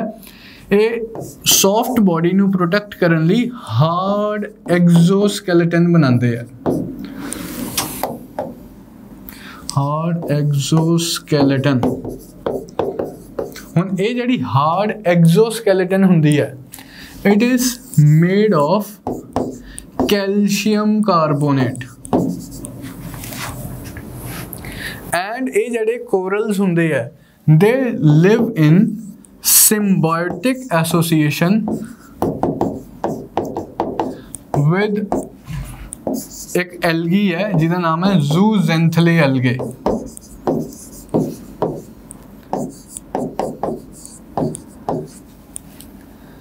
जूजेंथले एल्गे एंड कोरल पॉलिप्स एक दूसरे नाल सिम्बायोटिक एसोसीएशन च रहिंदे है। सिम्बायोटिक एसोसीएशन आप कदों टर्म यूज़ करते हैं जदों दोनों म्यूचुअली बेनीफिशियल एसोसीएशन च रह रहे हों। कोरल पॉलिप नूं की फायदा है? इनू कोरल दी आपां टर्म यूज़ करीदा पॉलिप, कोरल पॉलिप ये ऑर्गेनिज्म का नाम है। कोरल पॉलिप नूं की फायदा है? एवरी ऑर्गेनिज्म एवरी एनिमल जड़ा किंगडम का जड़ा ऑर्गेनिज्म है it needs food for its survival and animal kingdom का जो ऑर्गेनिज्म है ये अपना फूड आप तो बना नहीं सकता, ये प्लांट्स के ऊपर डिपेंडेंट है, ऑटोट्रॉफ्स के ऊपर डिपेंडेंट है कि इनू फूड सप्लाई होवे डायरैक्टली और इनडायरैक्टली। हुण ये कोरल पॉलिप्स की करते हैं अपनी बॉडी के अंदर आह जूजेंथले एल्गे नूं रख लेंदे है। ये जड़ा जूजेंथले एल्गे है ये ऑटोट्रॉफ है, यानी कि ये अपना खाना आप बनाता है। क्योंकि ये अपना खाना आप बनाता है इस करके ये अपना खाना ਤਾਂ ਆਪਣੀ ਫੂਡ ਨੀਡਸ ਤਾਂ ਸੈਟੀਸਫਾਈ ਕਰਦਾ ਹੀ ਹੈ, ਕੋਰਲ ਪੋਲਿਪ ਦੀ ਫੂਡ ਨੀਡਸ ਨੂੰ ਵੀ ਸੈਟੀਸਫਾਈ ਕਰਦਾ है। ਤਾਂ कोरल पॉलिप ਨੂੰ दर बदर ठोकरें नहीं खानी पड़ती अपनी फूड नीड्स को पूरा करने के लिए। इसकी फूड नीड्स इसके अंदर रहने वाले इस ज़ूज़ैंथले एल्गे से ही पूरी हो जाती हैं। ठीक है जी। सो कोरल्स का पहला तो हिसाब किताब समझ आ गया है कि ये मैरीन एक्वेटिक ऑर्गेनिजम्स हैं जिन्हां दी सॉफ्ट बॉडी है पर इन्हां दी हार्ड एक्सटर्नल स्केलेटन हुंदी है, हार्ड शैल्स बनियां हुंदियां। ये शैल्स कादियां हुंदियां? कैल्शियम कार्बोनेट दियां। क्लीयर है जी। एंड इहदी बॉडी च ज़ूज़ैंथले एल्गे रहिंदा जिहड़ा अपना खाना आप बनांदा एंड इहदी फूड नीड्स नूं भी सैटिस्फाई करदा है। ज़ूज़ैंथले नूं की फायदा? ज़ूज़ैंथले नूं सेफ एनवायरनमेंट मिलता है। ओशन में तो भाई बड़ी मछली छोटी मछली को खाती है, छोटी मछली उससे छोटी मछली को खाती है and every like the environment is very unsafe. ਤਾਂ ਇਹ ज़ूज़ैंथले एल्गे ਨੂੰ सेफ एनवायरनमेंट मिलता है। एक्सोस्केलेटन है, कोरल ਨੂੰ किने खाना है एंड कोरल की बॉडी के अंदर आप रह रहे हैं, एकदम सेफ माहौल है। तो ये इसको सेफ्टी प्रोवाइड करता है एंड ये इसको फूड प्रोवाइड करता है। तो दिस सिम्बायोटिक एसोसीएशन लिए आप वर्ड यूज़ करते हैं कोरल पॉलिप। हाँ, फिर ये कोरल पॉलिप्स की करते हैं क्योंकि इन्हां दी हार्ड एक्सोस्केलेटन हुंदी है। ये जो डाई करते हैं, जो मरते हैं तो ये उत्थे ही सरफेस ते डिपॉजिट हो जाते हैं। कैल्शियम कार्बोनेट हार्ड स्ट्रक्चर बना देंदा, हार्ड रॉकी स्ट्रक्चर बना देंदा। उस स्ट्रक्चर ते होर कोरल्स ग्रो करते हैं, वो भी मरते हैं, वो डिपॉजिट हो जाते हैं। होर कोरल्स ग्रो करते हैं, वो भी मरते हैं, डिपॉजिट हो जाते हैं। हौली हौली करते करते करते करते करते करते एक हार्ड रॉकी स्ट्रक्चर डिवेलप हो जाता है। इस रॉकी स्ट्रक्चर नूं आपां कहने हैं reef. Hard rocky structure developed as a result of deposition of calcareous exoskeletons of the coral polyps. अंग्रेजी लंबी जी बोलती मैं, but like this is what I have explained. वो rocky structure जेड़ा इन्हां दी calcareous exoskeleton दी deposition नाल बनदा है। And coral polyps इदां नहीं है कि single coral अपने वांगू individually रह रहा है। Coral polyps thousands and millions the colonies च रहंदे हैं।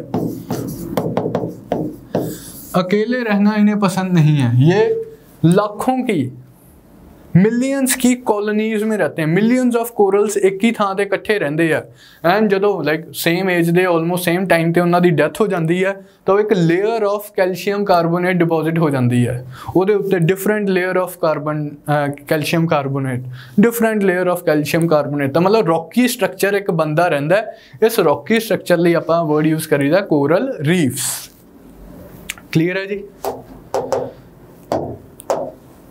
शक्ल दे बेसिस ते, शेप दे बेसिस ते कोरल रीफ्स डिफरेंट तरह के हो सकते हैं। 3 तरह के हो सकते हैं। Fringing reef, barrier reef, atolls.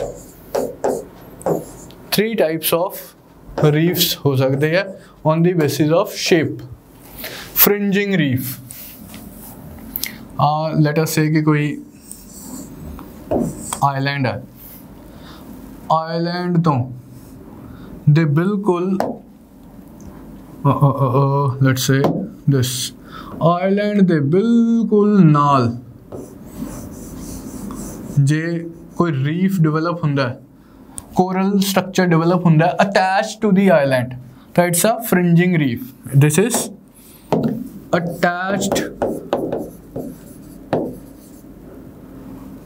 TCH कितने गया, अटैच्ड टू, स्पेलिंग देख लेना भी, attached to land. Barrier reef again ये अपना से कि कोई आइलैंड है या कॉन्टीनेंटल पीस है, कॉन्टीनेंट तो थोड़ा जा दूर जे कोरल कॉलोनी डिवेलप हुंदी है, a bit away from the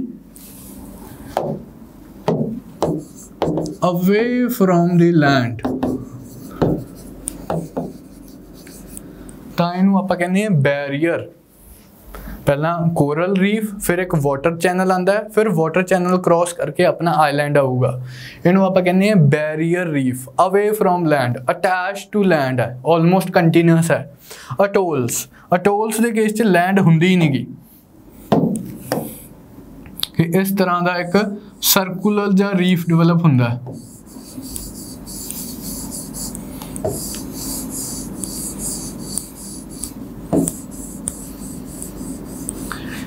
एक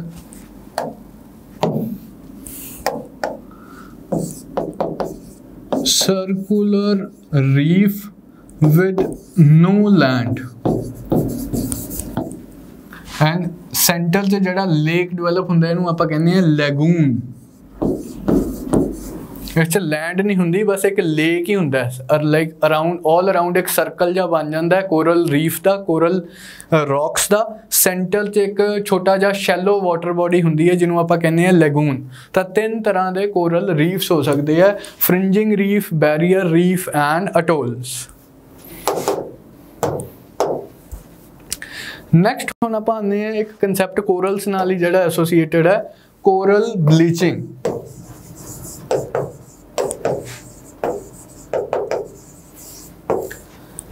कोरल ब्लीचिंग इस की हुंदा ब्लीच आप कदों वर्ड यूज करते हैं जदों डिसकलरेशन हो जाती है, बहुत कलरफुल चीज़ की जो डिसकलरेशन हो जाए, डिसपिगमेंटेशन हो जाए, वो लिए आप ब्लीचिंग ब्लीच वर्ड यूज करते हैं, bleaching powder, bleaching soda. Corals दी ब्लीचिंग दा की मतलब है, what is meant by coral bleaching? Actually हुंदा की है, कोरल आपां नूं पता है कि कोरल कॉलोनीज कादियां बनियां हुंदियां, कोरल पॉलिप्स प्लस जूजेंथले एल्गे, दोनों दी म्यूचुअल एसोसीएशन है। कोरल पॉलिप दी जिहड़ी बॉडी है ये तां लाइक कलरलैस हुंदी है, बहुत ही पेल कलर दी हुंदी है, डिसपिगमेंटेड ही हुंदी है।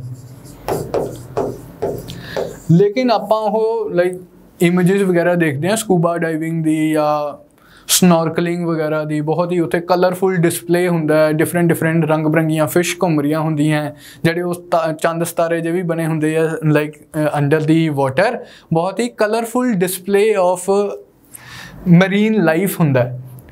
पॉलिप्स में कह रहे हैं कि कलरलैस होंगे है, फिर उन्होंने कलर वो जी कलरफुल डिस्पले हो रहा होंगे रॉक्स का, वो कितों हो रहा होंगे? That colour is provided by zooxanthellae. किसी भी कारण करके जे यह म्यूचुअल एसोसीएशन खत्म हो जाए, पॉलिप कह दे जूजेंथले नूं मैं नहीं तेनू रखना, जूजेंथले कह दे पॉलिप नूं कि मैं नहीं तेरे अंदर रहना, जे ये एसोसीएशन खत्म हो जाए तो जिहड़ा कलर प्रोवाइड किया हुंदा है जूजेंथले ने कोरल पॉलिप नूं, वो कलर भी लाइक डिसकलरेशन हो जाती है उहदी, and this discolouration is known as coral bleaching. कदों होगी? When zooxanthellae leaves coral polyps. ठीक है जी। हुण ये जूजेंथले नूं की लग्या कि लाइक वाई इतने सदियों से, इतने सालों से हम साथ रह रहे थे, जन्म जन्म का हमारा साथ था, क्यों जूजेंथले ने कोरल पॉलिप का साथ छोड़ा? जूजेंथले को लगा कि लाइक यहाँ रहने का कोई फ़ायदा नहीं है। उसके मल्टीपल कारण हो सकते हैं। जेडे कोरल पॉलिप्स है उन्होंने अपना सर्वाइवल मल्टीपल, बहुत ही सेंसिटिव ऑर्गेनिजम्स है coral polyps. They are very sensitive to the temperature changes. They are very sensitive to the salinity changes. They are very sensitive to marine pollution. They are very sensitive to any say turbulence in water.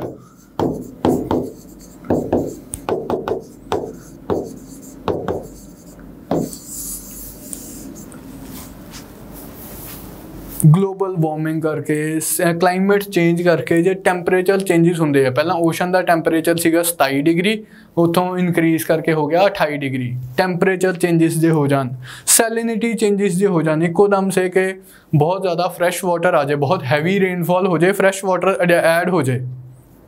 Rain आपां नूं पता है कि fresh water दी हुंदी है, एक particular थां ते बहुत ज़्यादा रेन हो जाए, बहुत ज़्यादा फ्रैश वाटर ऐड हो जाए, उन्हां लई एडजस्ट करना औखा हो जाता है। मरीन पोल्यूटेंट्स, कुछ कैमिकल्स वगैरह या किसी भी तरह के पोल्यूटेंट्स वगैरह होण, वो जे ऐड हो जाए उस वाटर च, अगेन कोरल पॉलिप्स लिए एडजस्ट करना मुश्किल हो जाता है। टर्बूलेंस इन वाटर, वैसे ही साइक्लोन आ जाए, बहुत तेज़ स्टॉर्म्स वगैरह आ जान, ਪਾਣੀ ਜੇ ਸ਼ੇਕ ਹੋ ਜਾਏ, ਡਿਸਟਰਬੈਂਸਿਸ ਇਨ ਵਾਟਰ ਆ ਜਾਣ, ਤਾਂ ਅਗੇਨ ਕੋਰਲ ਪੋਲਿਪਸ ਲਈ ਐਡਜਸਟ ਕਰਨਾ ਔਖਾ ਹੋ ਜਾਂਦਾ ਹੈ। ਇਹਨਾਂ 'ਚ ਕੋਈ ਵੀ ਕੰਡੀਸ਼ਨ ਡਿਵੈਲਪ ਕਰੇ, ਕੋਰਲ ਪੋਲਿਪਸ ਦੇ ਸਟਾਰਟ ਡਾਈਂਗ। ਹੁਣ ਜੇ ਕੋਰਲ ਪੋਲਿਪ ਹੀ ਮਰ ਗਿਆ ਤਾਂ ਜ਼ੂਜ਼ੈਂਥਲੇ ਨੇ ਰਹਿ ਕੇ ਕਰਨਾ ਕੀ ਆ? ਜ਼ੂਜ਼ੈਂਥਲੇ ਤਾਂ ਐਗਜ਼ਿਸਟ ਹੀ ਇਸ ਕਰਕੇ ਕਰ ਰਿਹਾ ਸੀ ਕਿਉਂਕਿ ਕੋਰਲ ਪੋਲਿਪ ਉਹਨੂੰ ਸੇਫ এনवायरमेंट ਦੇ ਰਿਹਾ ਸੀ। ਹੁਣ coral polyps because it is sensitive to so many things it starts dying and zooxanthellae leaves coral polyps. ਜਦੋਂ ਹੀ ਇਹ ਛੱਡਦਾ ਹੈ ਕਲਰ ਵੀ ਚਲਾ ਜਾਂਦਾ ਹੈ, ਡਿਸਕਲਰੇਸ਼ਨ ਹੋ ਜਾਂਦੀ ਹੈ, ਐਂਡ ਪ੍ਰੋਸੈਸ ਨੂੰ ਆਪਾਂ ਕਹਿੰਦੇ ਹਾਂ ਕੋਰਲ ਬਲੀਚਿੰਗ। ਤਾਂ ਇਹਦੇ ਨਾਲ ਆਪਣਾ ਜਿਹੜਾ ਸਾਰਾ ਕਨਸੈਪਟਸ ਕਰਨੇ ਸੀਗੇ ਆਪਾਂ ਅੱਜ ਦੀ ਕਲਾਸ 'ਚ ਉਹ ਕੰਪਲੀਟ ਹੁੰਦੇ ਆ। ਆਪਣਾ ਮੈਪਸ ਵਾਲਾ ਪੋਰਸ਼ਨ ਰਹਿ ਗਿਆ। आई बिलीव ਹੁਣ एडिट ਕਰਨ 'ਚ ਵੀ टाइम लगूगा एंड 9 ਵਜੇ ਦੀ ਤੁਹਾਡੀ क्लास है। Will end your class over here and I will cover that portion map वाला portion in the next class. And वैसे भी मैप्स मूव्स इंपॉर्टेंट है, इंटरस्टिंग है, आप स्टार्टिंग 'ਚ ही करांगे। ਹੁਣ काफ़ी कुछ ਤੁਸੀਂ ਪੜ੍ਹ ਲਿਆ ਹੋਇਆ ਹੈ, ਇਹਨੂੰ ਤੁਸੀਂ ਰਿਵਾਈਜ਼ ਕਰੋ एंड लाइक ਥੋੜਾ ਜਿਹਾ रिटेन करने की कोशिश करो। कल की क्लास आप जी मंडे की आप क्लास करांगे, will be starting that class with this map work only. Water bodies आप सारियां कवर करांगे वर्ल्ड मैप चो। So that's all as far as today's class is concerned. Thank you and like all the best for your preparation.